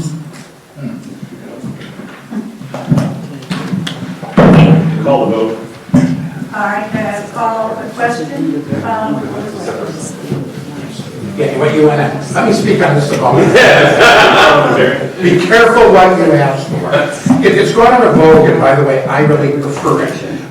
There used to be a time when you would say question, and the chair would say, the question has been informally called. Does anybody else wish to speak? What that is indicating is you as a whole are ready to speak. It's kind of reminding the assembly, am I ready? Whenever we speak, we should add something unique to the conversation. If you ask for the formal question, that's a vote. It takes away our rights and requires a 2/3 vote. So be careful on how you ask the question. If you want to really show it off, it's a motion. I move the previous question. I move the previous question. And does that, we don't have to take a vote on that, we just. No, but again, that's the rules. I'm very much in favor of that informal question, because it just kind of signifies to everyone that all you're saying is, you've heard enough, you're ready to go. And the chair generally responds with that thing. Does anybody else, first of all, it's not to stop debate. Does anybody have anything else to say? Now, if it keeps going on and other people ask questions, the chair can be a little bit more aggressive. Does anybody have anything unique to say? Does anyone want to add something that's never been heard before? Because the idea is we're not supposed to be listening to ourselves. All right. Okay, Shaw, you want us to just vote? Yeah. Is that correct, David? Correct. Okay. So you would ask, is there any other discussion? Is there any other discussion? Seeing none? Brian? You can see none. And that's me in this case. I just want to interject something, and I'm not sure I can come out neutral on this. It's a given that any and all members in county service are going to protect the status quo if they are content or minimally satisfied with the existing order. The system is built to do so. Doing nothing, advancing no change, ensures nobody has to do anything different from what they're doing now, neither attorney nor the county. Change requires thought, argument, action, and resources. Perhaps, in this case, quite a few. My concern is I sat next to an original member of the first charter commission at the meeting that's referenced here, and they said the exact same thing. This is wrong, this is not what's true. So that's my none that I have. Anyone else wanted to say anything? Then we will proceed to vote. All those in favor signify, this is in favor of the motion, which is to create a committee and to seek solicitation about information about other lawyers that are legal counsel that would be available to our commission. And a vote opposed would be opposed to this motion. All those in favor signify by raising their right hand. All those opposed. The opposition passes. No, the opposition, the vote fails. Okay, the motion fails. Thank you. All right, now I would like to just close the public comment. Could I do that? Oh, yes. Okay, is there anybody else that wanted to say anything briefly? Yes, would you please state your name? I know, I said I was going to close it, but I thought I was My name is Charlie McCon. Just real quickly to clarify, the meeting, city council next week is running effective meetings using Robert's Rules of Order. Thank you. All right. The public comment session period is closed until we have public comment later on the agenda. All right, we're now going to go to introduction staff support. So the first person is Mark Lane, who is the Chief Financial Officer for the county.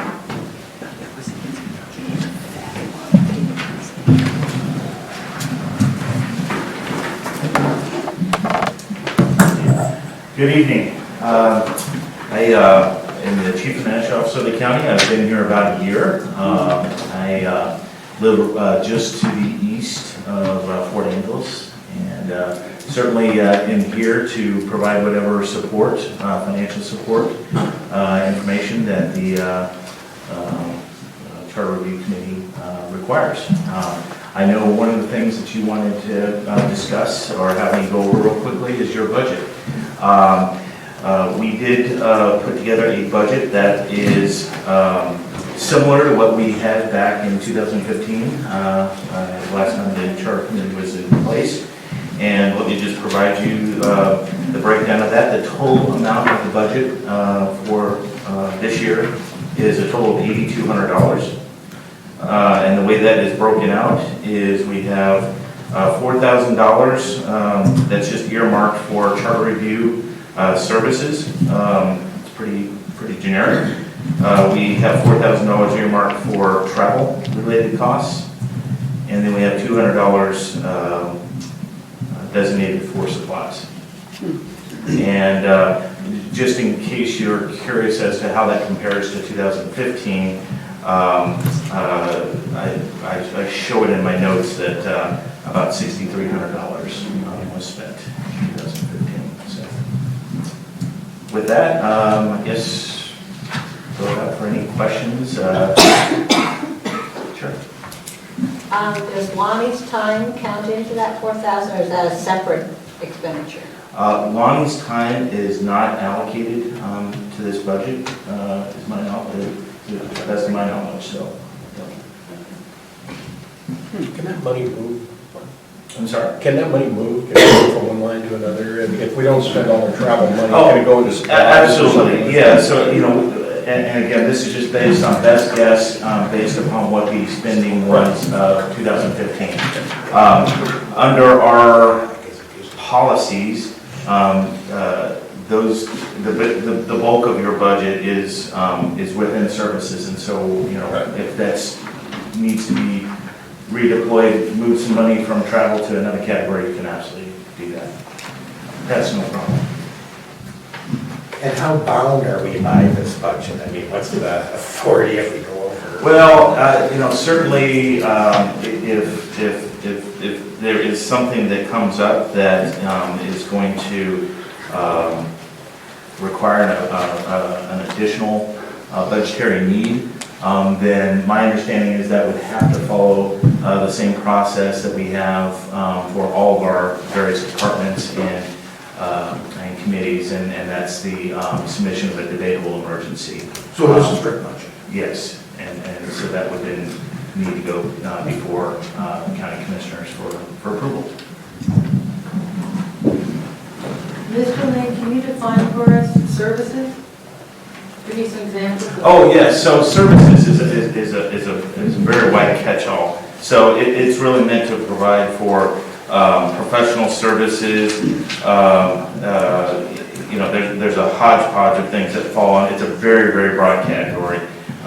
Everything from telephone, advertising, postage, equipment rental, dues and subscriptions. It is a very, very broad category. So, you know, versus the other part of your budget is supplies, very small part, but supplies speaks for itself, office supplies. Yes? Will you make that information available to us? I can certainly provide you a little cheat sheet of what that budget is. I would reference you if you want to see the breakdown of it. If you go out to our county website, it is listed in the long form detail of our underneath the BOCC non-departmental budget, which is posted on our website. There's 3 lines that are identified as charter review expenditure. I was asking for the breakdown of the services that you were referring to. You said it's such a catch-all. Can you just send us that information? Well, that's going to really vary by the department. You know. Well, what does it mean to us? Well, basically, the CRC has control over that, how Yes. you're going to spend that 4,000. Yes. So I guess to answer your question, anything that is not a salary or a benefit cost or a supply cost or a capital outlay, basically the catch-all category is services. So if the CRC had to go and engage an expert to research something for you, that would be a professional service that would fall underneath that bucket. Travel costs, as I mentioned. while it sounds kind of like a misnomer, that falls within the services category. So it's probably the broadest category, cost category we have. Yes. I just need to repeat, this was shared with me by a member of the community who really suggested that we move to, they suggested, we have a committee to suggest a budget request to the VOCC for significant resources to assist in a review of the charter.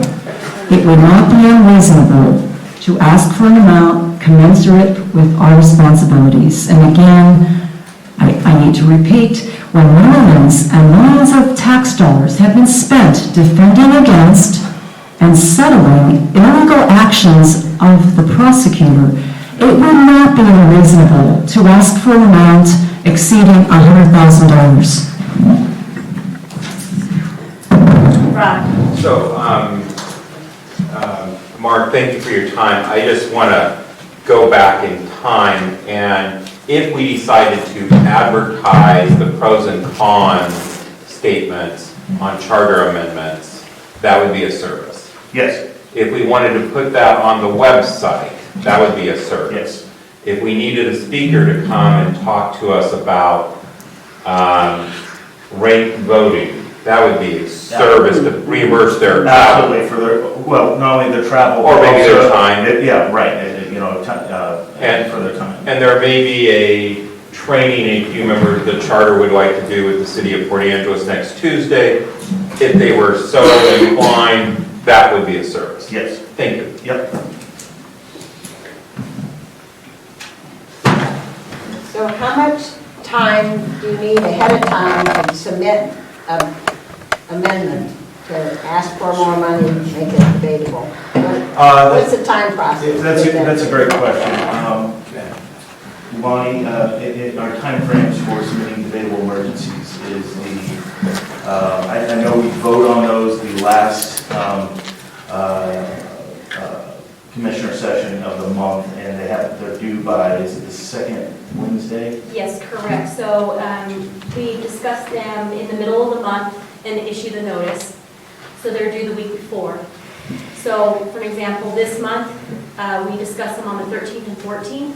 They were due the 8th.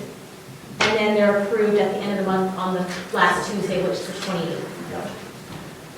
And that debatable emergency, the reason why we have that time frame within our charter, we're required to provide 2 weeks public notice. And so any debatable emergency that's requested, we actually prepare a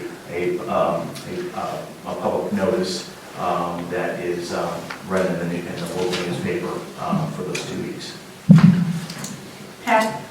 Yes, are you going to go over the travel reimbursement guidelines? I'm not prepared to talk to that tonight. That's not my area of expertise. We can certainly, if we need to provide you with guidelines on how to submit for a travel reimbursement, that sort of thing, so that we can coordinate with Lonnie and get that kind of information to you. So, yes. Is the county charged a rental or facilities use fee if we were to use the Forks facilities or the City of Squim facilities? That's a good question. I don't know the answer to that off the top of my head. I don't believe so, but I hesitate to answer. Those of us on the West End have been more than willing to find y'all a good Yeah. place you don't have to pay for. Absolutely. Just wanted to clarify. It saves you, well, no, it does not save the county money, how do you come my end, but it saves me time. Anyone else with a question? And I assume also is the same thing, that the prosecutor's time is not charged to our budget. That's correct.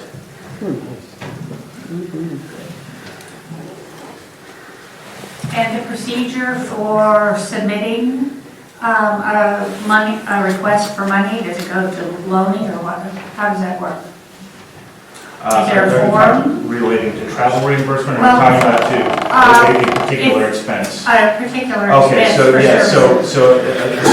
assuming that, right, it's an invoice that, for services that fall within your budgeted amount, Those would just need to have the appropriate approvals on, the charter committee, and then I believe those can be submitted to Debbie Cook, who is basically administers your budget. Debbie works for me, she's our budget director. And who has those forms that you submit them on? Or you don't, you just write something up? Well, I purchase order. Expense reimbursement. I mean, typically, depending on what it is, obviously if it's an invoice from somebody, to use your example, if you engage somebody to come in and advise you on a certain issue, they would typically provide you an invoice. And that would essentially just need to be signed off or approved by, one of the chairs and then submitted to the county for payment to Debbie Cook. If it's a personal expense, then again, that's information, those are forms, we'll have to get that information out to you because it kind of falls within the expense reimbursement, travel reimbursement process, which again, I'm not 100% the expert on. Keep in mind, I've been with the county about a year, drinking from 3 different fire hoses, and I'm just now to the point where I think I've gotten that down to about 1.5 fire hoses. So I've been pretty focused on some bigger issues. So I apologize that I'm not the subject matter expert on the travel reimbursements. It would be helpful if in the next meeting's packet includes, for everyone, a travel voucher. Yeah.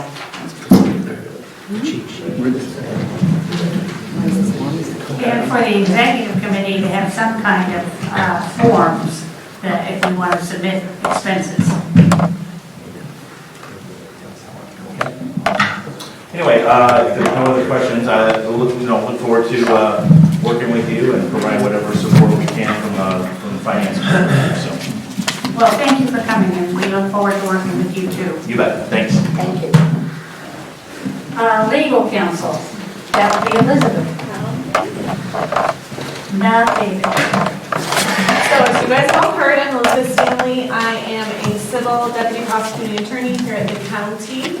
Just a little bit of background, I've been practicing law for about 13 years, since 2007. I started out my career working for the city of New York, where I defended the city's administrative agencies in municipal and federal court from constitutional challenges based on their policy decisions. I eventually ended up here on the West Coast for the Quileute tribe for a couple of years, and now I'm here with the county. I see 2 major roles for me with you guys and the commission. The first is legal advice, as we've talked about. The commission is free to ask our office questions whenever you have them. They can be for very general topics, such as you would like to know more about other charter counties and what their charters look like. We could give legal background on that, or very specific questions about a very specific proposed amendment. Unlike Mr. Lane, I did bring forms for you guys.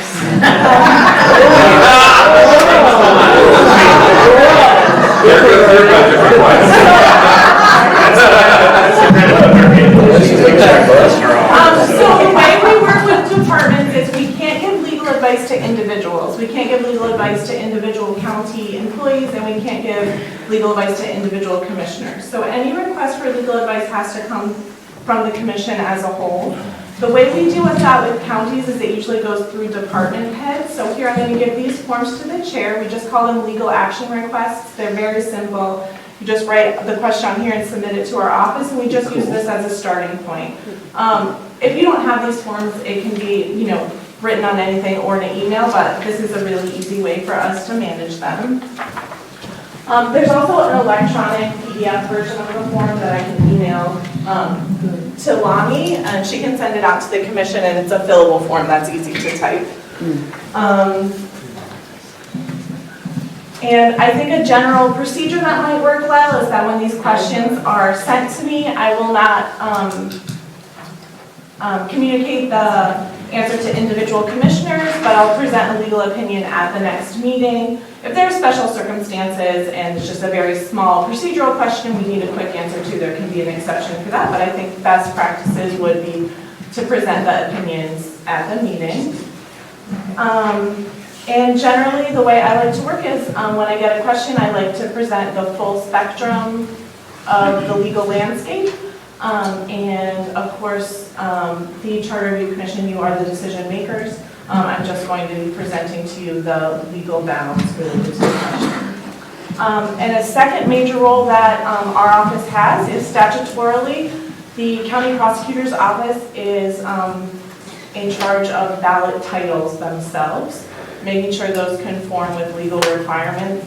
I've been working on those for lots of the junior taxing districts for all the various elections over the last couple of years, and those will go through our office before they're on the ballot. So I can help draft those, and of course working with the commission on those, but our office is legally required to sign off on those. And there's been some concern raised about conflicts of interest. I will be sure to share any conflict of interest that I personally have or our office has, and we'll deal with those as they arise on specific issues. It's very hard to deal with a conflict of interest in a hypothetical way, so we'll just address those as they come up. And if you have any questions, I can answer them at this time. So Elizabeth, whenever we have our next meeting, if you could give us the dates that you need to have for ballot review, because the last date we can provide something to go on the ballot may not be the last date for the office to actually review it. And I remember that was an issue, might have been under the charter with your chair, that where we were having people say, oh, no, we can wait, and the prosecutor's office said, then it's going to the next year, so. Correct. The general, and I did check with the auditor today, they do have their 2020 election calendar deadlines out already. They're not yet up on the website. And for the general election, the last day you can submit a ballot resolution is August 4th. And it should be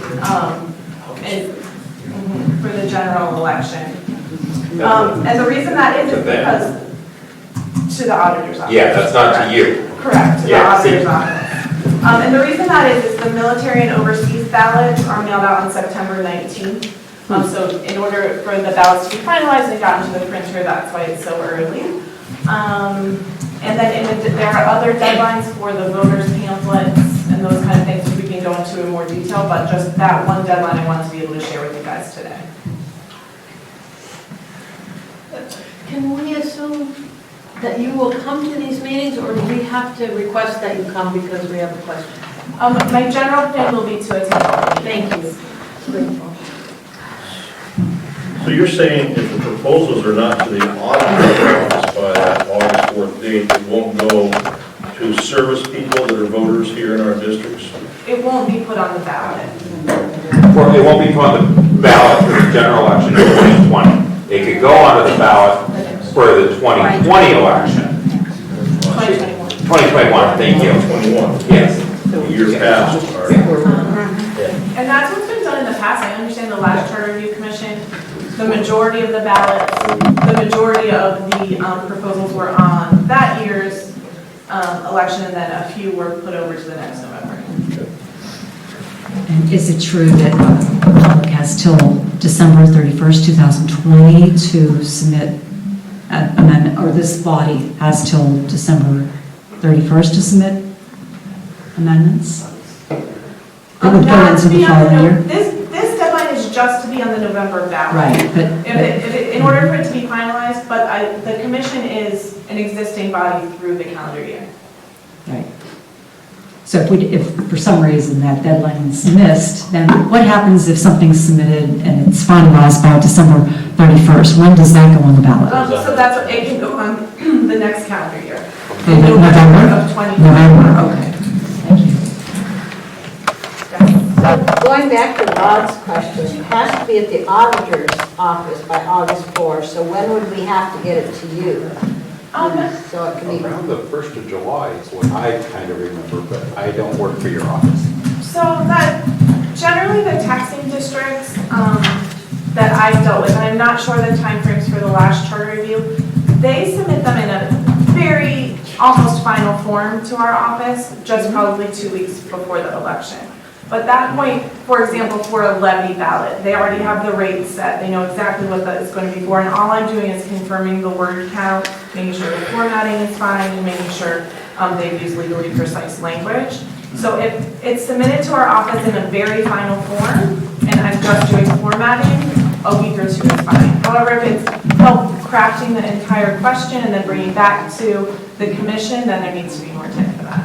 So I will look, I've actually already spoken with Schooner Riggs, the auditor, and she was pulling all the stuff from the last charter review commission, so I can look and see what those timelines were. What was the word count? It depends, surprisingly, on the type of initiative it is. Generally around 75 words. I would just suggest that we try to shoot for the middle of June. Yeah. Because I'm trying to remember on a couple of our committees that we sat on and they've all moved into one mental image in my mind. Yes. But we had a couple where the prosecutor's office started working on it, and then they came back and said, what exactly are you wanting to do? Even though we thought we'd been very precise, and that interchange was required. So if we get the first group together in the first part of June, that's a good deadline, and we had others that we were still working on, and that we worked on after that, and those went to the next year. I don't know what the success rate and all that was, we can look all those things up, but that gives you a little bit of a breathing window that I think we have, if we have a large number of amendments, we really have to give that some thought to the one person, maybe two, that are going to be working on that, on top of everything else they're doing. Right. There may be some amendments that are already pretty far advanced. You're too close to that, you can't hear it. See, back where you had it would probably be better. During the listening sessions, a lot of the public presented amendments, and so there's actually a number of ideas that are already further advanced, and so that's why I was asking about the word count. So the sooner we're able to get those amendments discussed by this council, then we'll get it to hopefully even earlier than June. I mean, would you like several different groups of them to come to you so you don't get them all in June, right, or July? So my role really is just the editing and formatting of those. You can submit them to our office however you would like. If you want to submit one next week, we can have it ready to go. If you want to submit 10 at the same time, then it'll be, I'll need a little bit of a longer turnaround, but one a week for the year would be great for me. Joe? Just for clarification, these amendment submissions are from the commission, not individuals.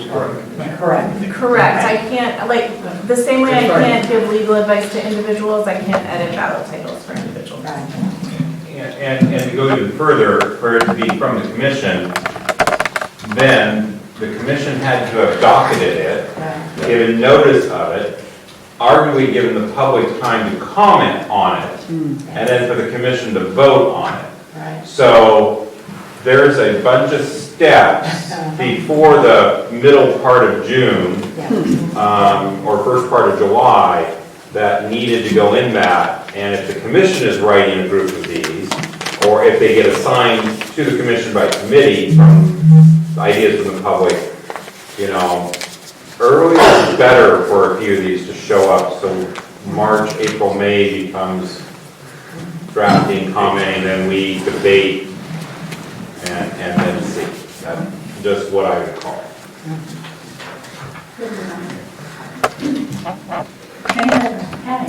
Yes, and David Alvarez's email to us, he said that we would be issued a county email address. Do we know when that's happening?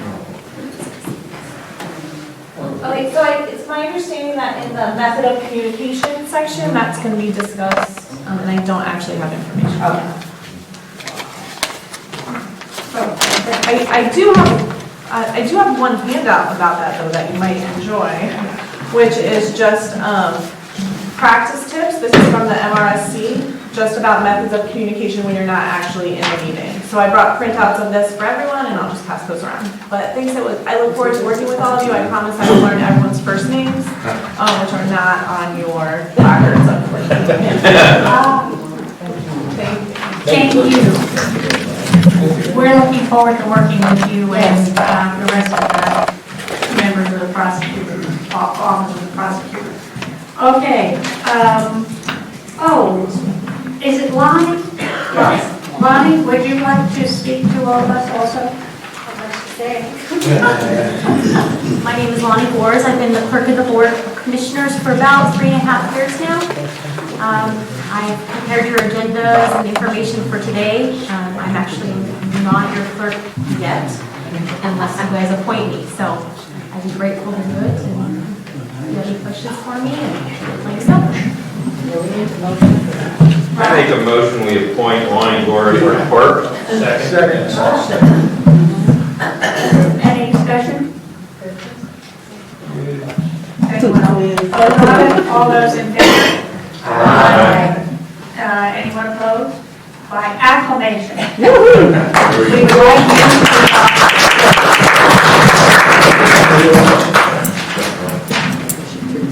Okay, let's go to the next item on the agenda, which is the meeting schedule, location, and length.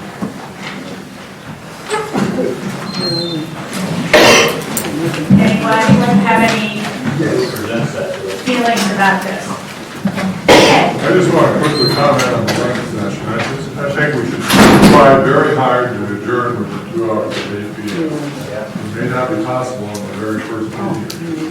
Right. That should be our general. Okay. I would, Rob? Oh, Joe had his hand up. Yeah, Joe, sorry. I would echo his remarks. I'd also like to, on this proposed agenda, the meeting dates I've got direct conflicts with the money and whatever the dates were there. I'd like to propose Thursdays, third Thursdays. This is the second and fourth, but the first, isn't this the second? Yeah, this is second and Let me fourth. see what the agenda. But, Where is it listed? it doesn't, It's it not, I lists, wrote it on my. someone said it was in the bylaws. Look, We have some evening meetings that would be in conflict in this room. That's the issue. So if we're proposing dates, I can check calendars. Right now, I could say the best day on our calendars are Mondays that are the second and fourth Mondays of each month. There is some Wednesday nights that may be available. and no Thursdays. Thursdays, But there's a lot of time on it for us. we have, bear with me for just 1 second while I get calendars.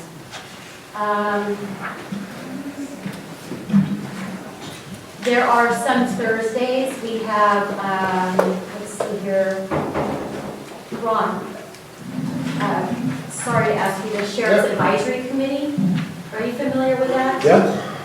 They meet in our boardroom, is that something we can maybe move to the EOC? You could probably do that. I don't think that. So it's a possibility we could actually do it on Thursdays as soon as I confirm with the Sheriff's Department on that Sheriff's Advisory.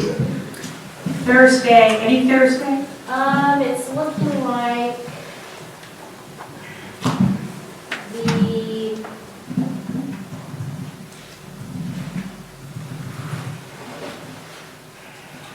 I'm just checking a couple months here to see if there's things that come up.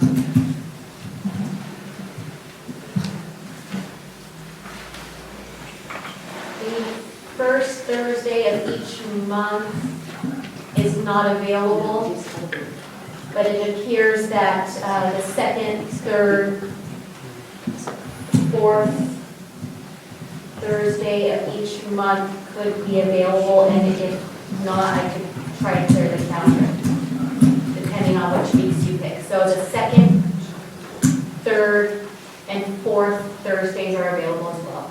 Or Mondays, the second and fourth? Correct. And that would be starting at 6 o'clock. Yeah, I would find the second and fourth Mondays impossible. Yeah, same here. Oh, that's Same your, time to charter. that's, yeah, The city council. right, okay.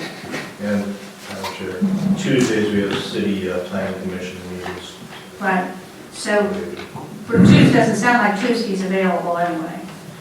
No, No, Tuesday. so it sounds like it's Thursday, the second and fourth, which is how we're meeting today, right? And I'll just say, if that's the date that works, you won't see me until March. Unfortunately, I teach at Peninsula College on Tuesdays and Thursdays from 5:30 to 7:30.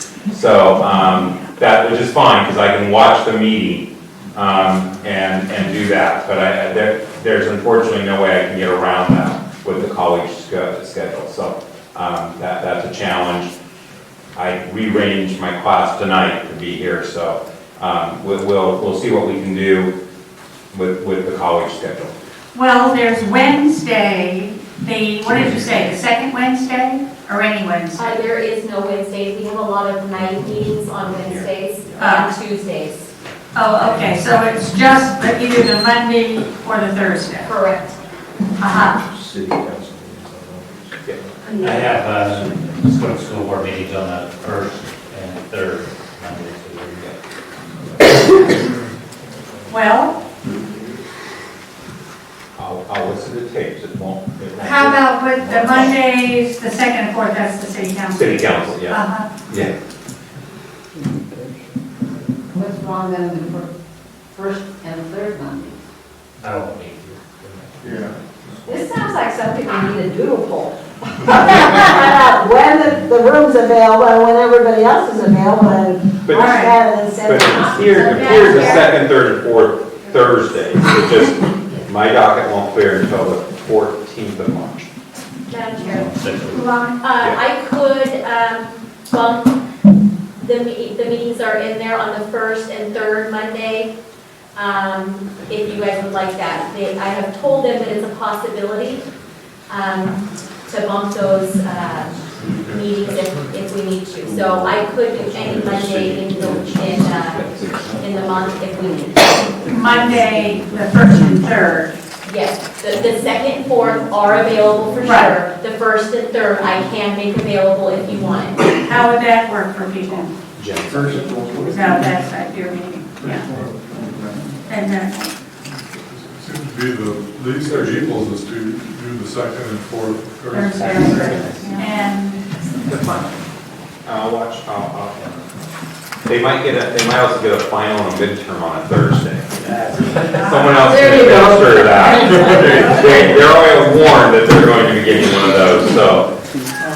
all right, then we'll go with the Thursday, the second and fourth. Everybody can be here for that? Question about, Tree. question about, are we been having meetings anywhere else besides Port Angeles, like the West End? Well, I think we will eventually, yes, yes. And that may be on another day. The hearings and listening sessions, yes. I think so. Will our next meeting be the 23rd, the fourth Thursday? Yes, Okay. And Madam Chair, you yes. know, we're going to put down 6 o'clock. Yes, so 6 o'clock work for most people? Yes. Joe? Yeah, I was just curious, I don't see anything offhand, but if we set the second and fourth Thursday as our regular meeting, and there's a need for an additional meeting, or for some reason there's a need to reschedule the meeting, like I think the first Thursday of November is Thanksgiving. We would do that at the previous meeting, and how much public notice would we need to do, or what do we do if we need to change the meeting? I think you have 2 weeks public notice or a week, I don't know, it's in the rules and. There is a mechanism by which that can be Yeah. achieved. Thank you. Right. What is the process if you know, like, the tickets are already bought and you're gonna be gone on Thursday? You just let me know that? Yes. Thank you. Yeah. Like, in full disclosure, on the 23rd, my students are getting an exam, because I'm in New York City. So, I have a couple other of those events in June and July, but I'm kind of hoping most of our work will be done by then. I think that we can be sort of flexible about this, so that if, we decide to go to Forks for a listening session, That doesn't work on Thursday, but we could go another, I mean, I think Yes. we can be flexible. It's not that, if it's not on the 2nd or 4th. So, Madam Chair, Yes. so from there, we just have to be clear on whether we're going to be in attendance, make sure that we have a quorum here to vote on an item that is required a quorum to be here. So, Yes. which would behooves us to inform you, Right. the vice chair or the third vice chair, that due to conflicts, like Or do you inform Lonnie? Probably. My suggestion was the chair and Lonnie, just in case something happens in the chair's world and Lonnie gets it. And then also, because the meetings are recorded, in this case a video recording, you can then go, if you miss a meeting, you can watch it. Which is much better than listening to a very bad tape, is all I'm going to tell you.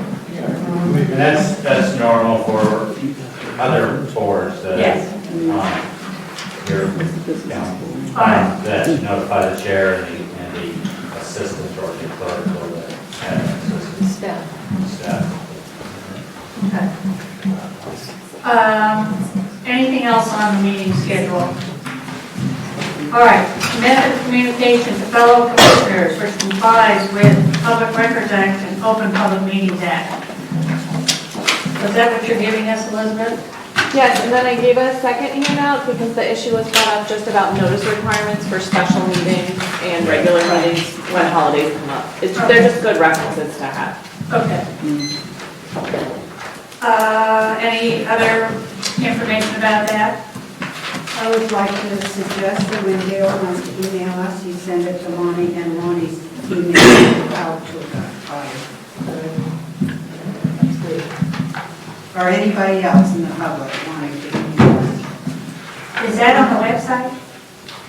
Is there information on that website how to contact us? There is a charter review catch-all email address that is directed towards me. We don't have your emails on there because we're going to discuss if you guys want county email addresses or if you want to stick with your own personal email addresses. It should be charter. Once we figure that out, then we can, if you would like, we can put your meetings on there and have a hot link that will have your email address to email you directly. It's just whatever you guys guide us to do.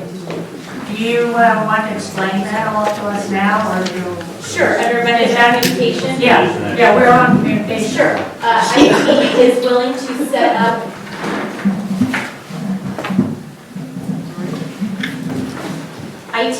to set up email addresses, county email addresses.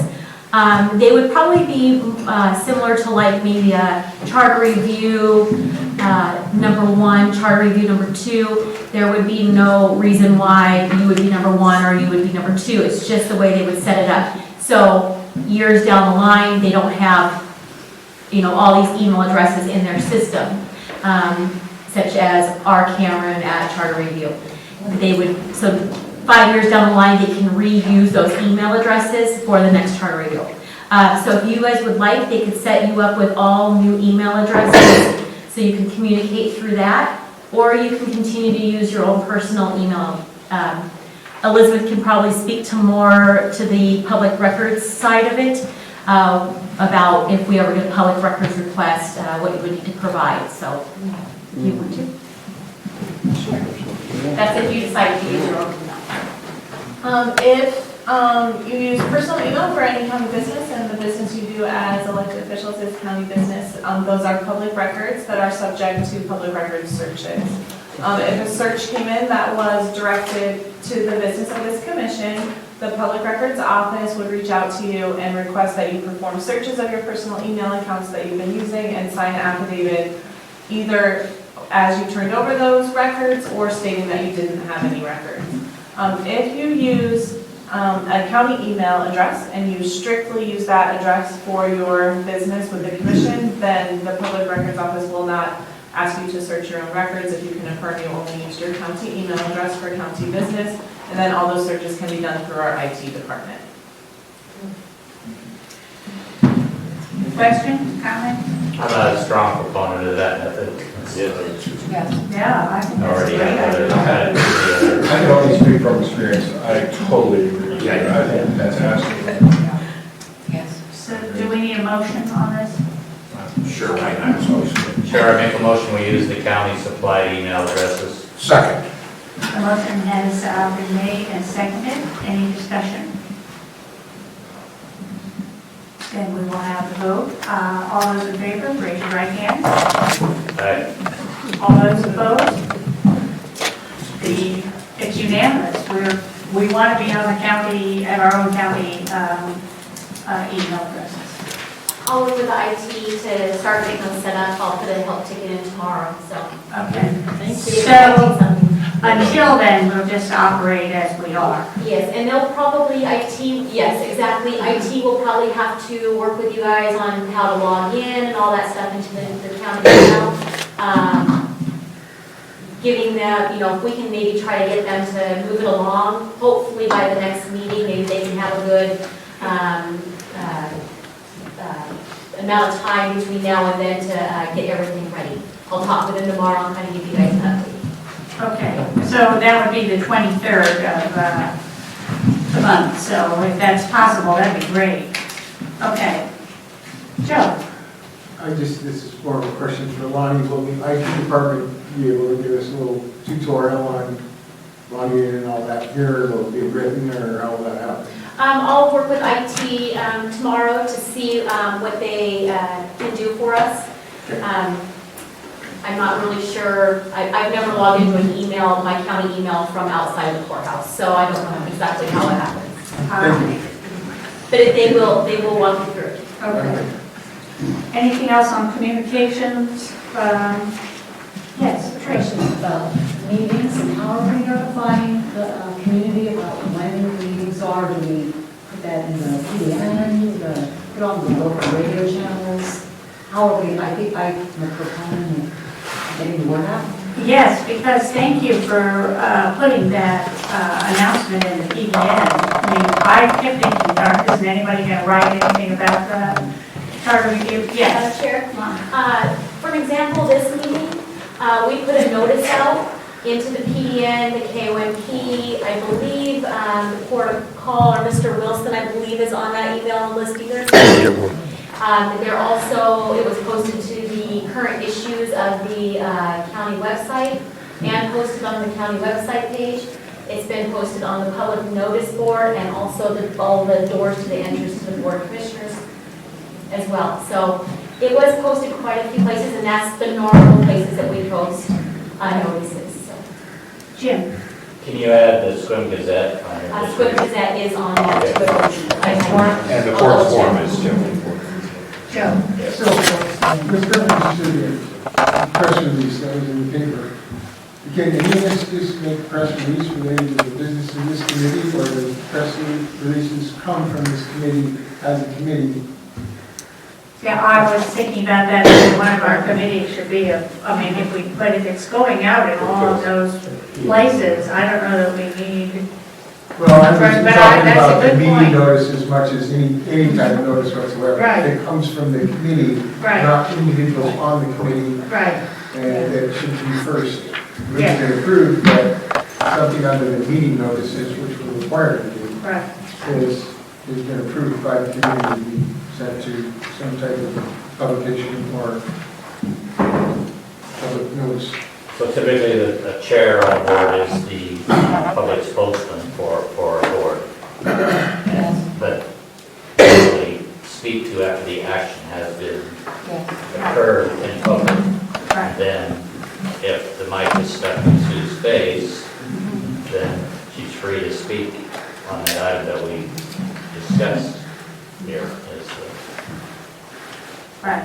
And I would assume that if you wanted as a body to have something come out, you would instruct Bonnie to get that out on our behalf, correct? Yeah. That- Well, do we need a motion on that, or is that in our bylaws or rules, or? I didn't see it. Going through. We're going to rules. Are we going?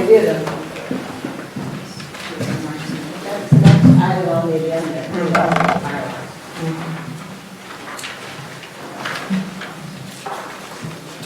Oh.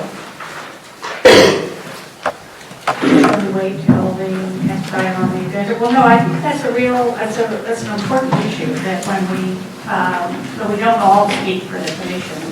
And, but I don't know whether you didn't see it in the bylaw. Well, because I think it's one of the rules of a board, is that when you're giving the official position of the board, it has to be something that's been voted on by the board, and usually that's conveyed by the chair. Right. Otherwise, you're just a member of the Charter Review Commission, and it's my opinion that, Thursday meetings can be problematic, okay? But the official position is the Charter Review Committee meets on the second and fourth Thursday.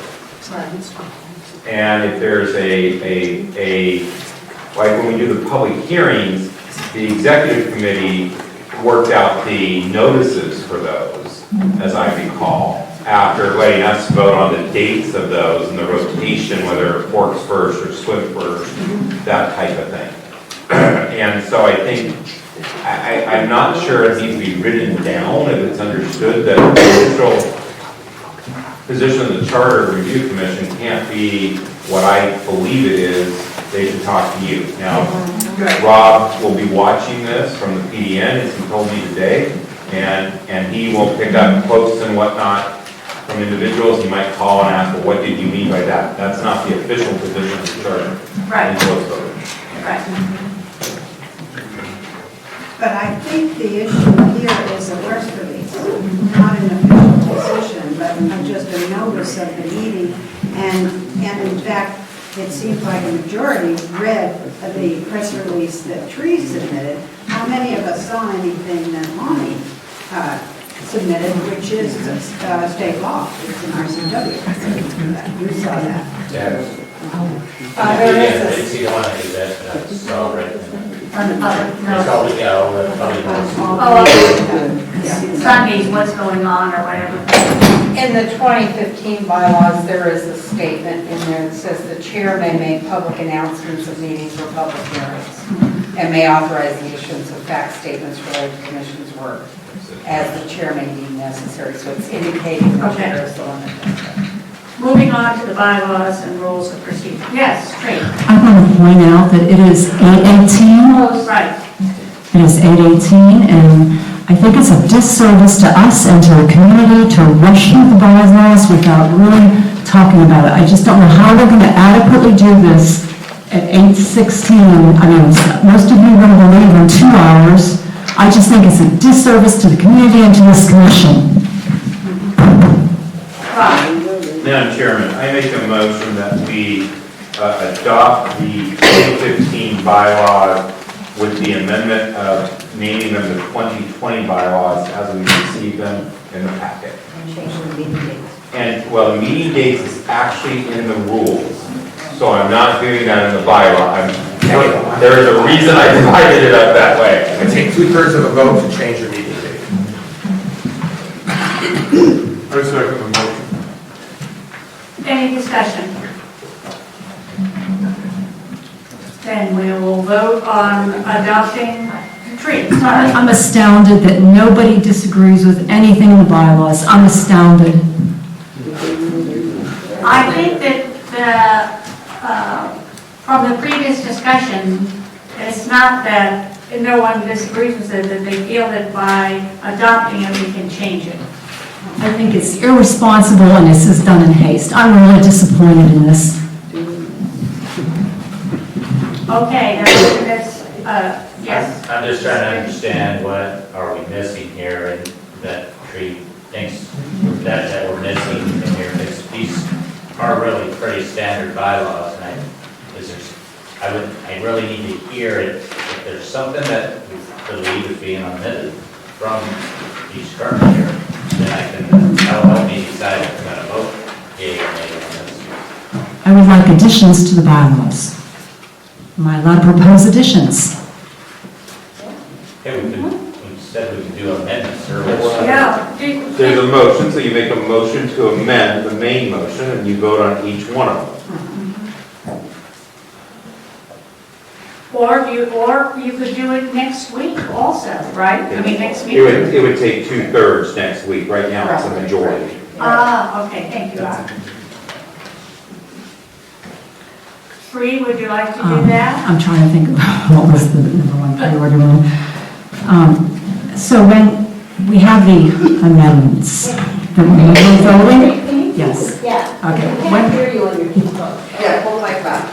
When we're, I guess I have a question first. When we're voting on amendments, is it, can you clarify what is the quorum that has to be present when we vote on amendments?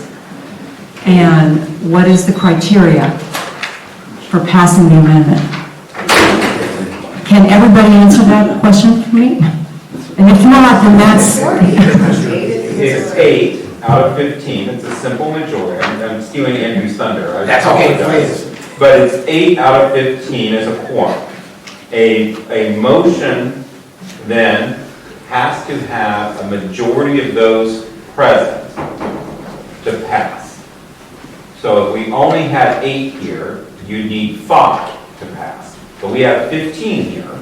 So any motion and/or amendment to the motion would require a affirmative vote of 8 to pass. And that's what it says in Article 5. Yeah. Yeah.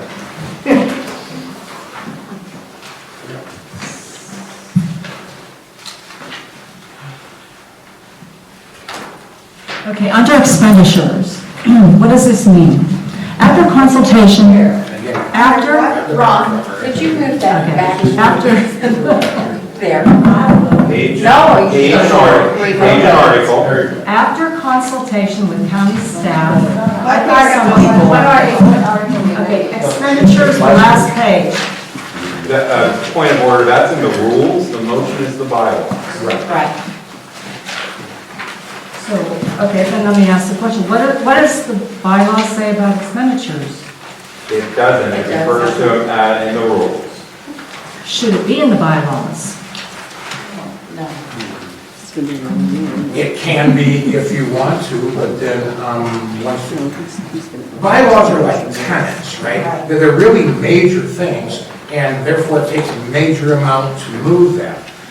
So bylaws are really reserved for those things that are important for an organization. Other stuff that we want to be a little fungible on, like meeting dates or things, that only takes a majority. So really the simple way to look at it, in my respect, is bylaws take 2/3 the change, rules take a majority, and how important is something to any group to either codify it as a rule or as a bylaw?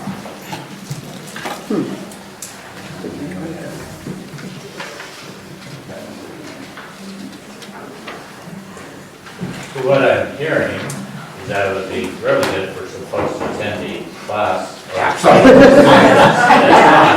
City council is holding here soon, and we vote to approve the expenditure for that class for maybe several, that thing. I guess, Chase, some of us are involved in city, county, state level governments, and this format of these bylaws and rules is standard, and I'm just trying to understand what is a glaring error, or that you like, or that the body needs to clarify. These are almost the same that my HOA has.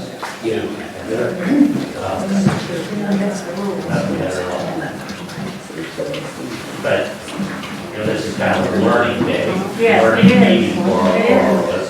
The first time that the new year, 2020 vision, I'm trying to I get the impression that Commissioner Stoughton would really like to consider the bylaws de novo. Let's start with, rather than just assume we've already got written bylaws from 2015 and we want to just modify them slightly possibly for 2020. And that's a philosophical question or a policy question I think the CRC is going to have to vote on.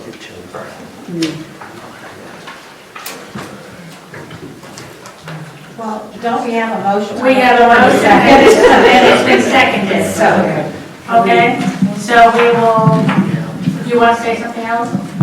No, I'm glad you're all very happy with the bylaws. Okay. All those in favor of adopting the bylaws with the change in date, so that we become the bylaws for 2020. And not to be confused with the proposed bylaws from the prosecutor, so you can get rid of those. Okay, all those in favor signify by raising their right hand. All those opposed? The ayes have it, and so we've adopted the new 2020 bylaws, but they can be amended. Okay, for the rules. Madam Chairman, Yes. I'm going to make a motion to adopt the rules as proposed, and then I'm going to try, if that's seconded, to make a motion to amend the motion. So there's some changes to make. But it'll be, I think, easier to do it that way. I make a motion that we adopt the rules for the Charter Review Commission as proposed as the 2020 rules. I second that. And do you have some friendly amendments that we can work on? Madam Chairwoman, I would suggest that amend the motion to where meetings would read, meetings shall be on the second and fourth Thursday of each month, commencing at 6 p.m. Meetings will be about 2 hours in duration and not exceed 3 hours in duration. Do we have a second? I'll second that motion. I find that language confusing, about 2 and not to exceed 3. I think not to exceed 3 is pretty clean. I agree. Get your business done, get out of 2 hours, fine. I agree. I consider that friendly. All right. All right, okay. I tried, man. Right. For 2 hours, I tried. Can we So we're confirm gonna- that time you said we were going to? 6 p.m. 6, okay. So the changes are from first and third to second and fourth, and from 6:30 to 6. And Thursday. And Thursday. Monday to Thursday. Do I hear a second? Oh, you got it. Andrew seconded. All right. I'd like to hear the motion instead, and I'm still not. Okay. So the motion is to amend the main motion by rewording the meeting section to read, meetings shall be held on the second and fourth Thursday of each month, commencing at 6 p.m. Meetings shall not exceed 3 hours in duration. So then we first have to vote on this friendly amendment and then go back and vote on the whole main. Oh, do we vote on the friendly? We vote on the amendment. All right. Yeah, so this is amendment, not adopting the rules. This is All you're voting on is the This days is- and the time. Yeah. Okay. So, all those in favor of making this change, raise your hand, your right hand. Those opposed. The motion carries. Madam Chairwoman, Yes. I would make a motion to amend the main motion That's the way to do it. that under order of business, that be amended to read as follows. The order of business will be determined by the executive committee with the assurance of a public comment period with each member of the public who has signed up to make comment be given the floor for no more than 3 minutes for that comment period. I second. Would you take a friendly amendment of adding 2 comment periods during that? Yes, that existing agenda has 2 comments. 2, correct, yes. Sorry, I missed that. Well, one being agenda specific and one. I'll just say 2 comment periods.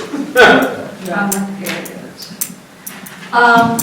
By saying that the people who wrote on the sign-up are limited to 3 minutes, if we open it up to other people, or we don't open it up to other people, you have to have signed this? Most government meetings, you're required to sign in from city council to the legislature.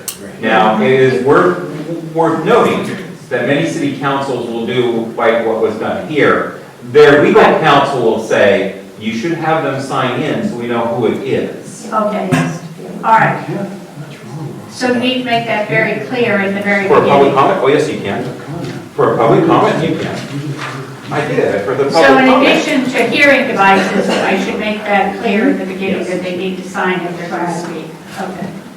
Madam Chair, Yes. there's some standard phraseology that many of us use between city council, planning commission, that is read before that That's chair reads. Right. And, I'm sure we could find various scripts for you that, Right. between It's a Brain trust here. legal kind of thing, isn't it? Okay. I have a problem with the amended language, referring back to get 3 minutes if they've signed up. Sounds like you have two categories of people. They sign up, they get 3 minutes. If they haven't signed up, maybe they get 10. Most meetings that I go to, if they're friendly at all, they do let people get and make comments that have not signed in. So I would want to scratch the language about signing in. I mean, realize maybe that's nice, it's nice to have them sign in, but I think they can make comments and sign in later. The general rule that we have is that you don't have to sign in if you're not going to speak. If you are going to speak, you have to sign in. And I think that's probably a reasonable compromise. However, I've been many times in the council where they said, are there anyone else who would like to speak? Right, yeah. So, But then you walk up and you say, who your name is, and where where you're at. you're Right. to keep that. All right, So I so, want to scratch the language about signing in. You can just Well, we explain that can- as the chair, that people would prefer to have to sign in. They always give their name anyway. okay. Rod, is that acceptable? I'm rewriting to where it can, give me 1 second. So fun to amend amendments. So I would say that's friendly, and if the second think that's friendly. Yep. The motion would then be that the order of business portion of the rules be amended to read, the order of business will be determined by the executive committee with the assurance of 2 public comment periods, with each member of the public being given the floor for no more than 3 minutes, more than 3 minutes for that comment period. That's wordy. How about up to 3? No more. 2, I'm fine with that. Up to is more than no more, but. Trish, question. How does one define order of business? Does that mean the agenda? Is that what we're talking about? Order of business is the agenda? And that's determined by the executive committee. So when do the rest of us get to give input into that? Do we have to wait until we just add to the agenda on the day of the meeting? Or are we able to give our input so that we can add to the agenda before the meeting? Well, that's something else we probably should decide is when the executive committee is meeting, and so people know that you need to submit anything that you want on the agenda. But that's also on our agenda for the next meeting, so discussion item for the next meeting. All right, Rob, would you read that once more? And this is a motion. It's a motion to amend the main motion, and it would be to amend the order of business section of the proposed rules to read. The order of business will be determined by the executive committee with the assurance of 2 public comment periods, with each member of the public making comment being given the floor for up to 3 minutes for that comment period. Did we have a second for this? Yes. Any further discussion?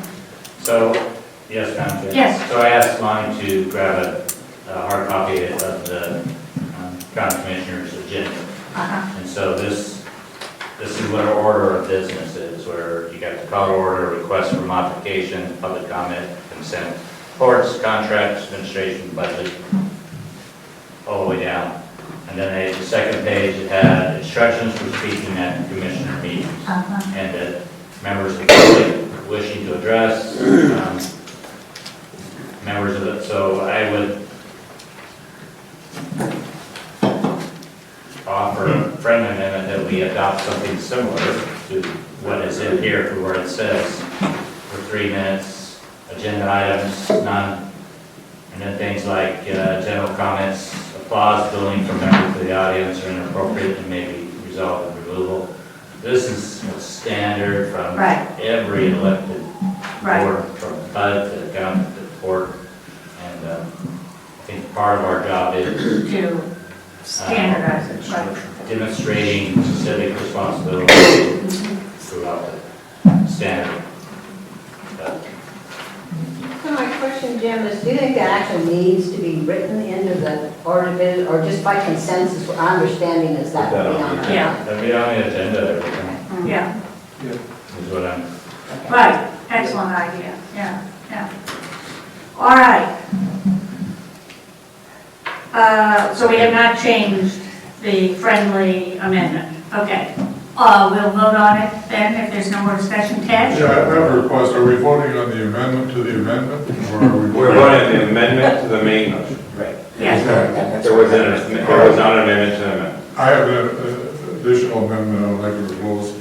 I think it is really absurd to have two public comment sessions. In a sense, all we're saying is we're going to give you 6 minutes instead of 3 minutes. But we have to let's deal with this amendment. Well, this is, It says two, so because two, okay. his would be Right. to strike that to say one. Okay, right, to say that, to say one. And the reason is, people can speak at length on their one public session. Why give them the second bite at the apple? It's just doubles the length of the meeting. right. So the city council has gone through the one comment session, it seems to work fine. And I think there's no reason why the CRC can't do the same thing. Well, and the reality is this this first meeting is going to be quite different than our other meetings. And I would assume that we would have a lot of public comment. And if we allow that in one time period, which is what you're saying, is what that should provide for us. Right. Yeah. Sounds good. Norma? Well, I respectfully disagree, because I believe people who come in with a comment, but then if they have the patience and fortitude to stay for a whole meeting and listen, they may have some comments about our discussion. I think we should reward them by letting, maybe you could have the second thing, have 2 minutes, but I think if someone has the patience to wait for a whole meeting, and they want to make a comment at the end, I think it's a courteous thing to do. Here, here. I agree. Jim? If I could, I'll give an example. So 2 weeks ago, I attended a county commissioner meeting, and there was a discussion from Commissioner Johnson that he had attended a WASAC meeting, which is Washington State Association of Counties. There was a discussion on trees, one of my favorite, trust land, one of my favorite topics, right? Right. But then there was other items. They discussed that sales tax could be used for homeless funding. And when I first came in, I just want to listen to it. I didn't have anything to really say, but at the end, then I went up and I applauded the good work of the commissioners for that. That was a tough discussion they had on a couple of, and then applauded Commissioner Johnson for his work discussing trust lands also. So I think it behooves us to have those two. Some boards, they have where it says who has comments on agenda-specific items, and then people sign in for that, and then the next phase is just general items. Yes. So Your argument is valid. It's really an argument for having a public comment session near the end, when they can speak for anything. There's no advantage in having it at the beginning. I would hate to see that. I think some people who come from a distance, they want to talk and then leave. I mean, I love meetings. I Well, love there are a lot of commissioners that come from a distance too. And our time is also valuable, and we're not being paid for it either. Okay. I'm going to suggest, Rod, that we go with the order of business will be determined by the executive committee with assurance of 2 public comment periods not exceeding 3 minutes each. First. Per speaker, Per speaker. First speaker. which is basically what. Well, it's kind of. I like that. Much more concise. So what's that saying? I can say, Andy, about, Yeah, don't ask me what I represent like you can do. Yeah, let's just. I don't want to say Carl. If you all agree, and I'm sure that's what. That's a friendly to the second, so, yeah, we're both twitching about what we just did, but that's And you okay. start amendments. And we're keeping the 2 public comments. It would say, so the motion now would be to amend the order of business section to read, the order of business will be determined by the executive committee with assurance of 2 public comment periods, not exceeding 3 minutes each per speaker. Right. And is that like the person who seconded it understands that they're approving? Yes, It's either each or per speaker. Per speaker. Minutes each per speaker. Each per speaker. Isn't that? That's Okay. 6, 3 and 3 if they wanted to.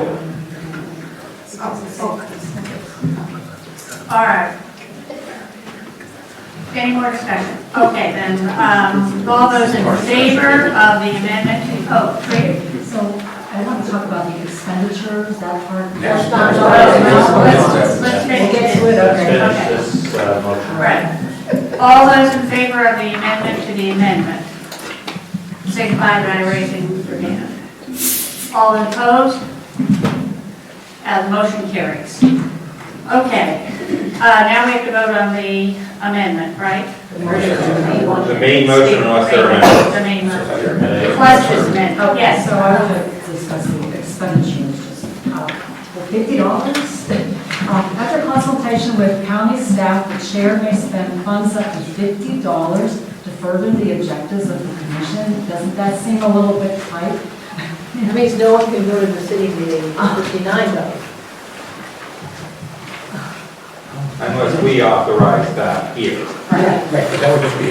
So this is the chair extending Yeah, that this money. is if I decided we needed, everybody needed paper clips or something, and I went out and got them, but if I was spending over 50, you all have to approve. Case of water. Case of water. Right, so yes. I actually think that's what the amount was, Yeah. if I remember right. Yeah. Maybe the wording needs to be. Clarified? Yes, yes. Well, Yeah. okay. Any suggestions on that clarify? Do you have an amendment? I have a suggestion. Yes, Joe? May expend funds at their discretion up to $50. So we get a speaker, I mean, did we just talk about, we may sometimes have speakers, and this is the most that one can spend at a time? No, she just clarified that. No, she just clarified.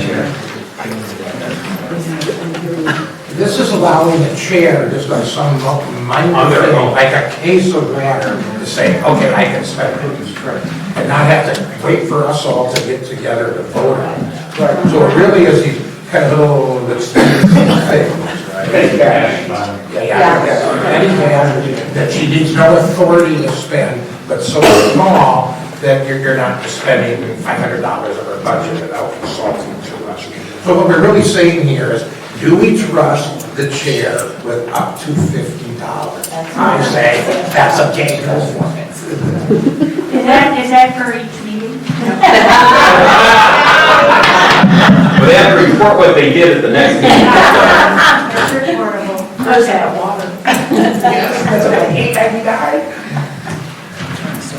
It's interesting to me, though, that there is nothing in here that I can see about larger expenditures.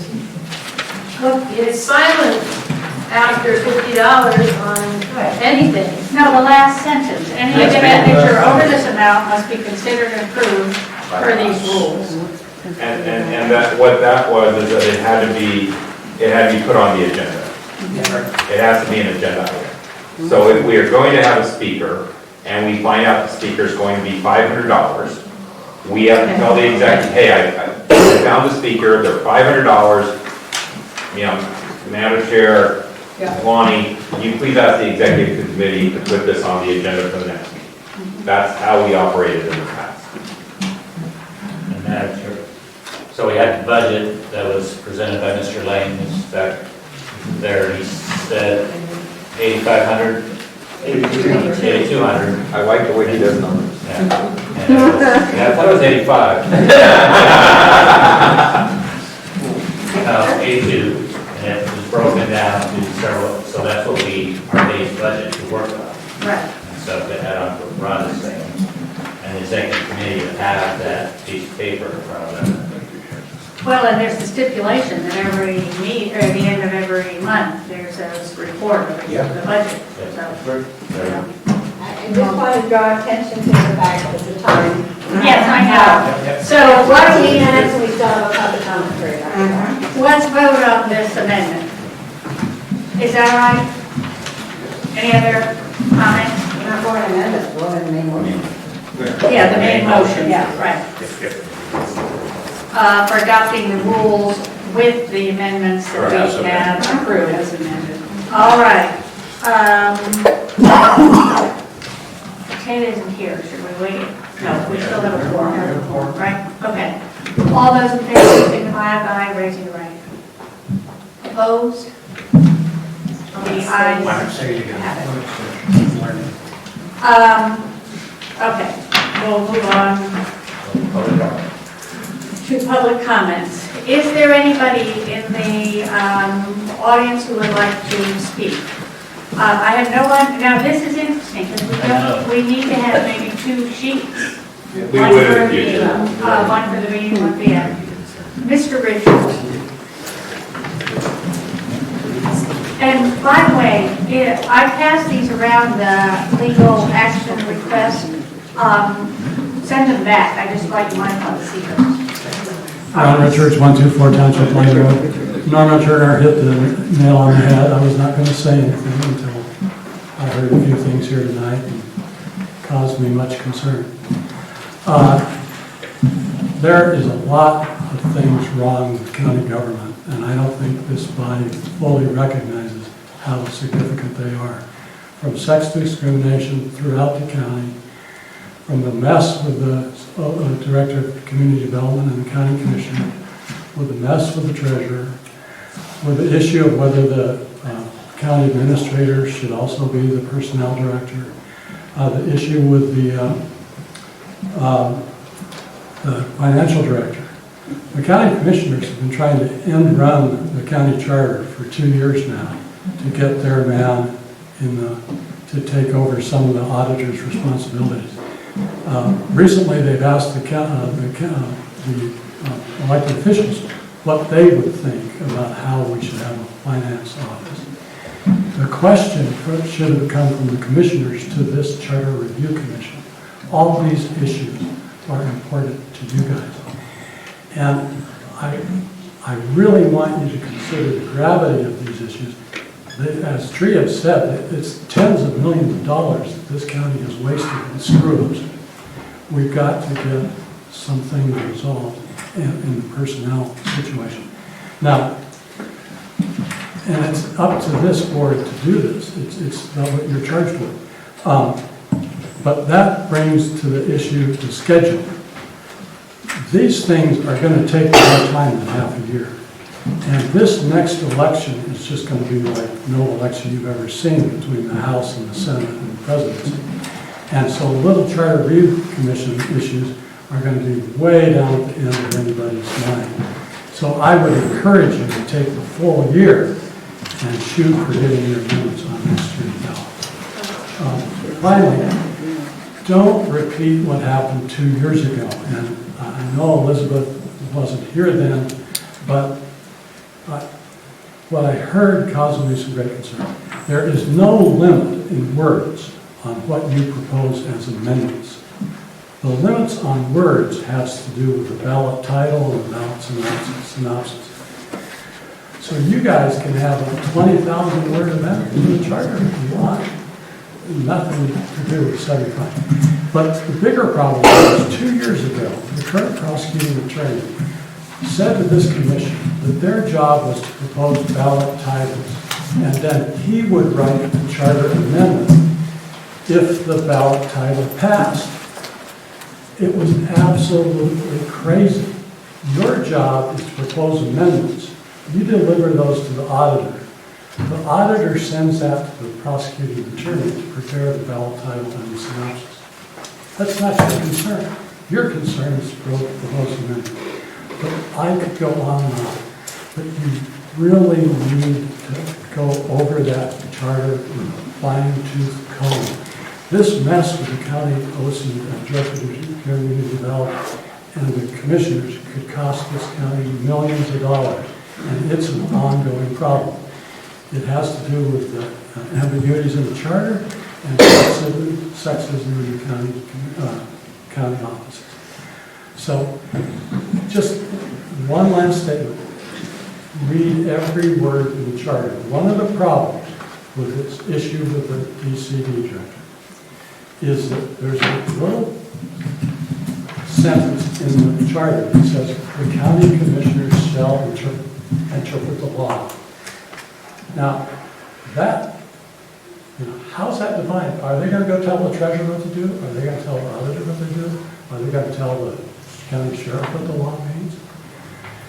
You've got to read every word in that charter and make sure that all of the powers are spelled out plainly and consistently. If you look at it, you will see there's lots and lots of problems. And it really is going to take a huge effort to straighten out all these issues. Thank you. Thank you, Ron. Yes. Could you state your name and address? Absolutely. My name is Shanda Masta, and I am from Carlsberg. I just want to point out that I represent a demographic that is not in this room tonight, and that is the younger people that live in this community. I think I'm probably the youngest person in this room, and I want you guys to question when you're making a decision if it doesn't just affect the retirement community and the elderly community in this county. We've got a lot of young people, and they feel intimidated coming to these type of meetings. I don't blame them. They're long, they're hard to understand, and be patient with the new members. We send a new person up, and they don't understand. They got to take time to learn, and I know all of you guys are going to help out. You guys are going to help get through this process fast. I mean, when you say a 2-hour meeting, okay, that's a cap, 3 hours, we're out of here. I mean, come on, there's so many things that need discussed. So I'm just asking, when you come to these meetings, think about what the younger people are thinking, what they need, what our wants are when you come to the table. That's all I'm asking. Thank you. Thank you. Yes?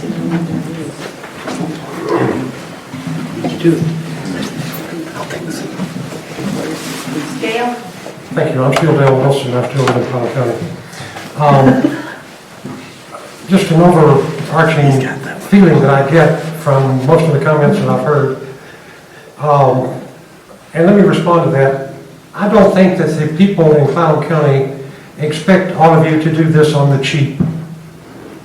When I heard this budget tonight, I thought it was laughable. I thought you should be insulted.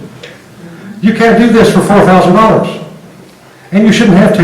Right in the charter it says that this body shall be provided for as any other county agency. And $4,000 for a budget for a year-long group of you to come meet, that's not going to cover all of your travel expenses. That's not going to cover bringing in a speaker. That's not it. Secondly, I met Craig Ritchie, who's a former county prosecutor for here in Powell County, and we just got into this conversation at the post office. The strangest conversations happen at the post office, I'm sure some of you know. And he just said there's an automatic conflict of interest for the county prosecutor to represent this board or advise this board for the simple reason, more than likely you're going to come into discussions on things that are going to be in direct conflict with the county commissioner. The reason he said that was that the county prosecutor represents the county commissioners. And he doesn't represent you. And so any of the advice that he gives is going to be the advice that's going to please the county commissioners, either consciously or subconsciously. For instance, suppose you guys were to decide that you wanted to add 2 more commissioners. The county commissioners now, they'd say, let's dilute our party. We don't want that. And, it won't have to be an email, it won't have to be smoke signals, but I'm sure the county prosecutor, and I don't mean you, you've done a wonderful job and you have no history here, so I'm not talking about you at all, I swear. The county prosecutor is going to have some kind of a sense of intuition about what kind of advice he's going to give. And bear in mind, You can be 100% ethical and not give all the information that's asked for. You can give a partial information which could be completely true, but not complete. And I'll give you an example on that.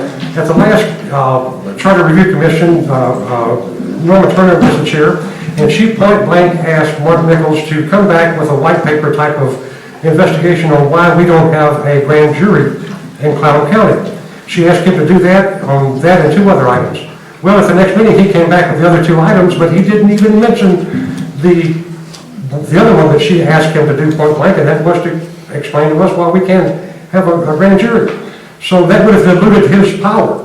That would have had influence on his office. So there's a lot of things that are coming up. So I think this lady's going to do a great job, but please have somebody in the wings who can advise you on these things that even come near a conflict of interest, because just without somebody trying to be misdirection or biased in some way, you can give biased information just because it's so deep down in your consciousness that you don't realize you're being biased. Your 3 minutes are up. Thank you. Thank you.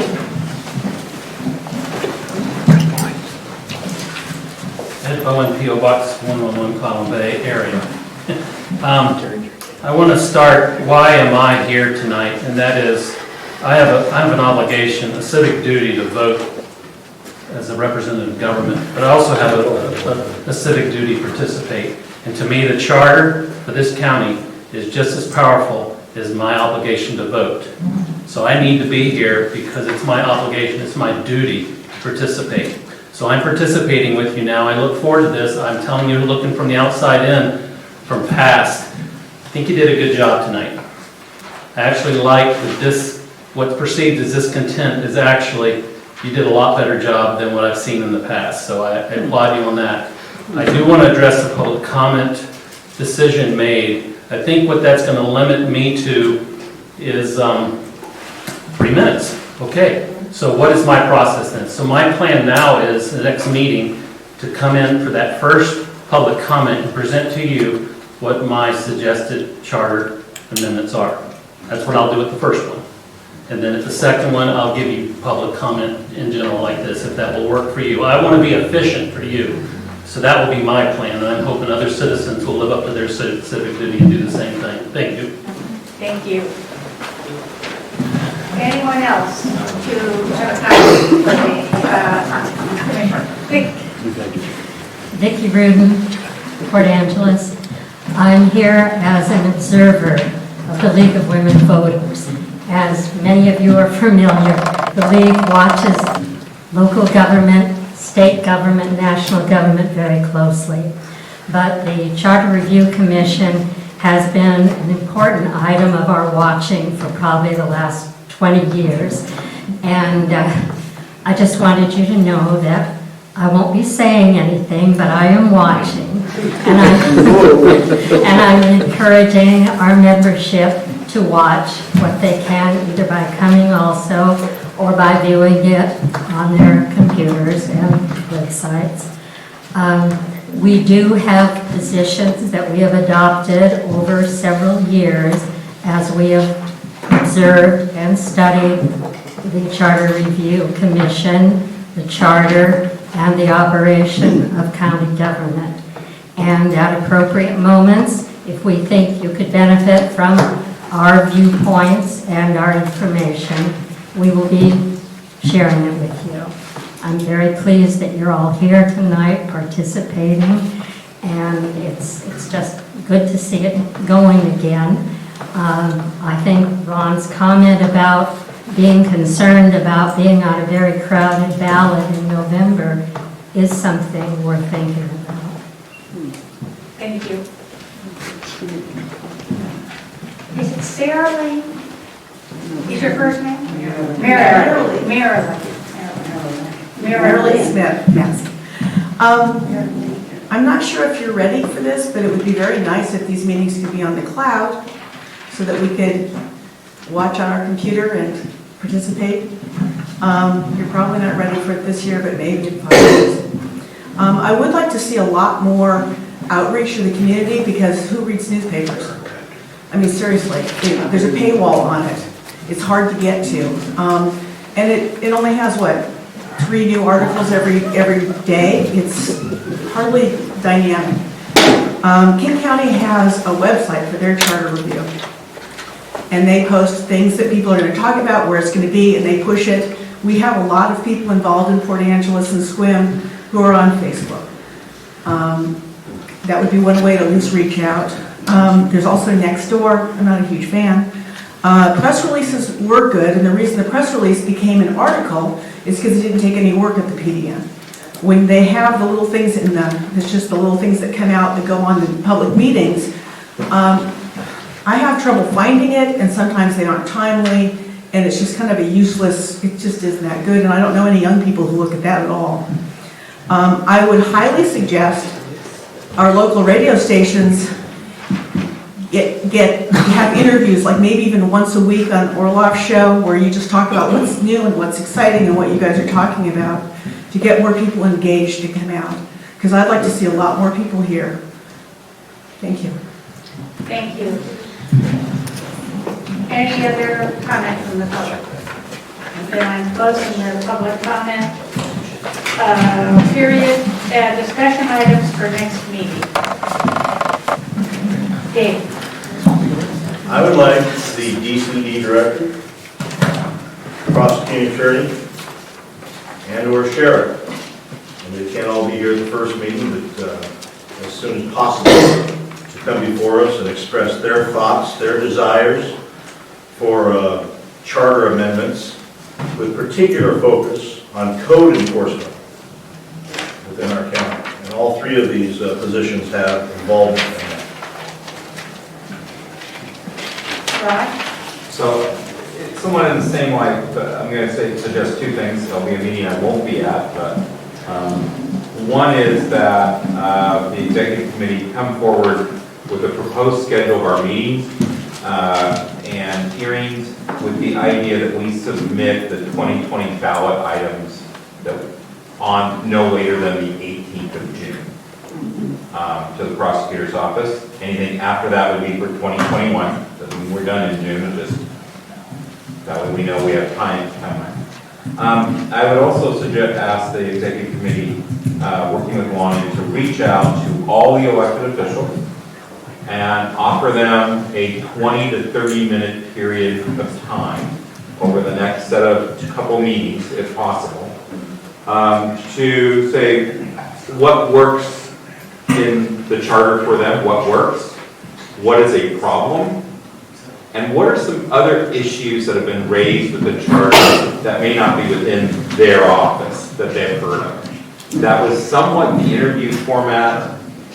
I don't remember, one of you guys as chairs that we did, and it was pretty powerful.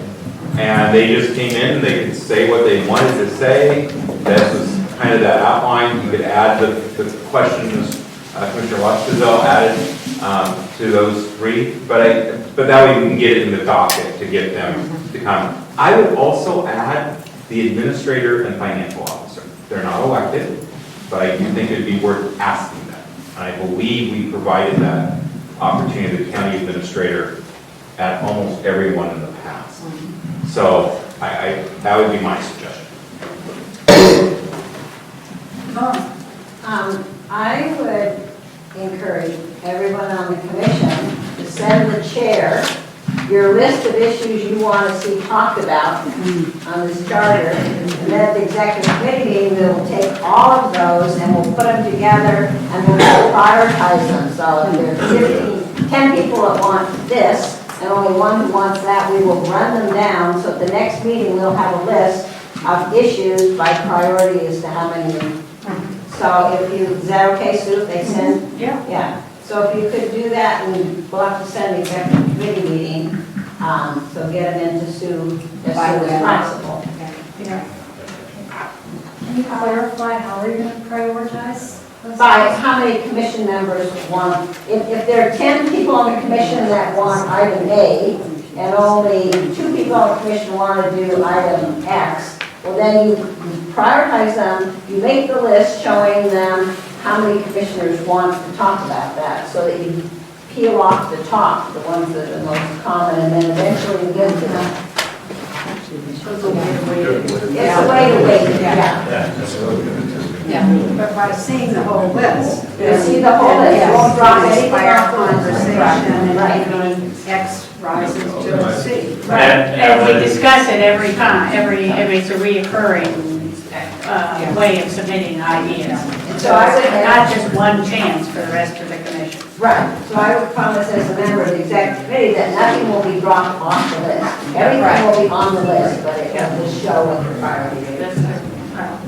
And that would enable us to follow the recommendation from Rod there about meeting that June deadline to be able to be on the November 2020 ballot, and then this is work that needs to continue further and then be on the 2021 ballot. And that's okay for that to happen too.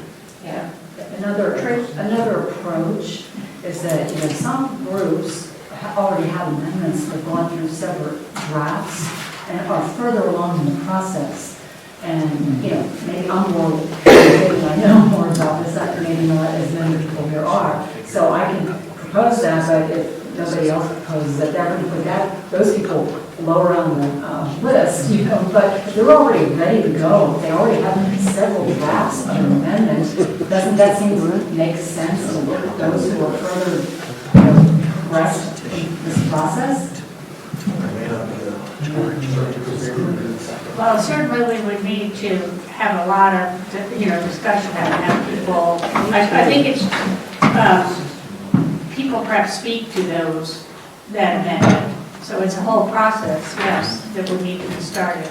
But I think that once we get a whole list, and we have that to share next time, and maybe we can have a couple of the officials from the county come and speak next time, that's a good start. Yeah. But it's not going to all happen next week. We've got, 2 weeks from now, the next meeting. We've got the rest of the 6 months still due. I would say, the word process when it comes to the Charter Review Commission started tonight when you all swore it. Right. Anything that's gone on before that is interested individuals working to bring ideas. Until those ideas are either petitioned, i.e. turned into Lonnie, who made part of the record, or brought forward by a member of the commission, there's been no process on those ideas by this commission. Right. And that's a distinction that needs to be understood. So that was a question that Tree brought up, is what constitutes a petition? You just turn it in. What? Turn what in? Turn in your idea to Lonnie.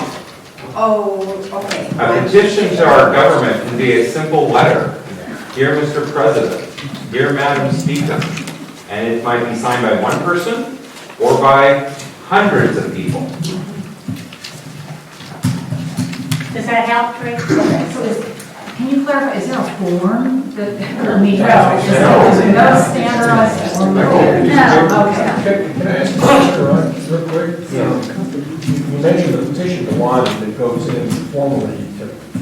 Is that a process to come to us? Then what would happen is Lonnie would get the correspondence, which correspondence and petitions. Right. And as the clerk, provide those to the executive committee, and then they become part of everybody's discussion, and the executive committee could say, we have a petition that we have ice cream sundaes at every charter review commission meeting. Okay? And then we can vote on that, all right?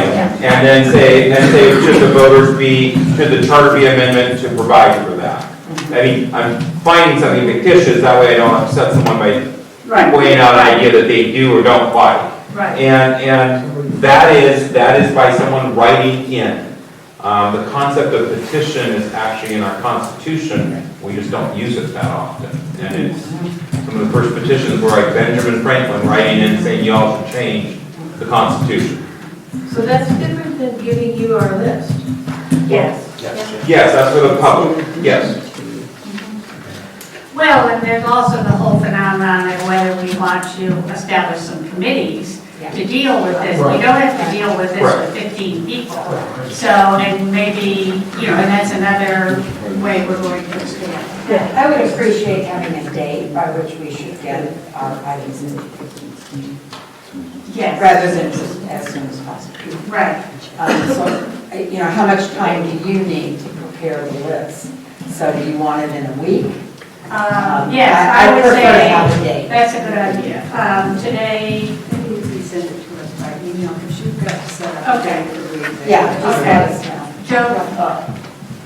I thought we were talking about agenda items, not solving those problems today. That's true. So I think we should put this on the agenda and table the conversation. Right. And one other item I've noticed, not all the petition, or not all the motions are recorded as they're made, so there's some, debate as to what the motion is when we get around to discussing it or voting on it, and I'm suggesting putting on the meeting the mechanism by which motions are recorded as they're made, so all members of the committee are clear on what that motion is, and then that is reviewed before we vote on it. So I'd like to put those two items on the agenda, or one item on the agenda, and just follow up on this. Okay.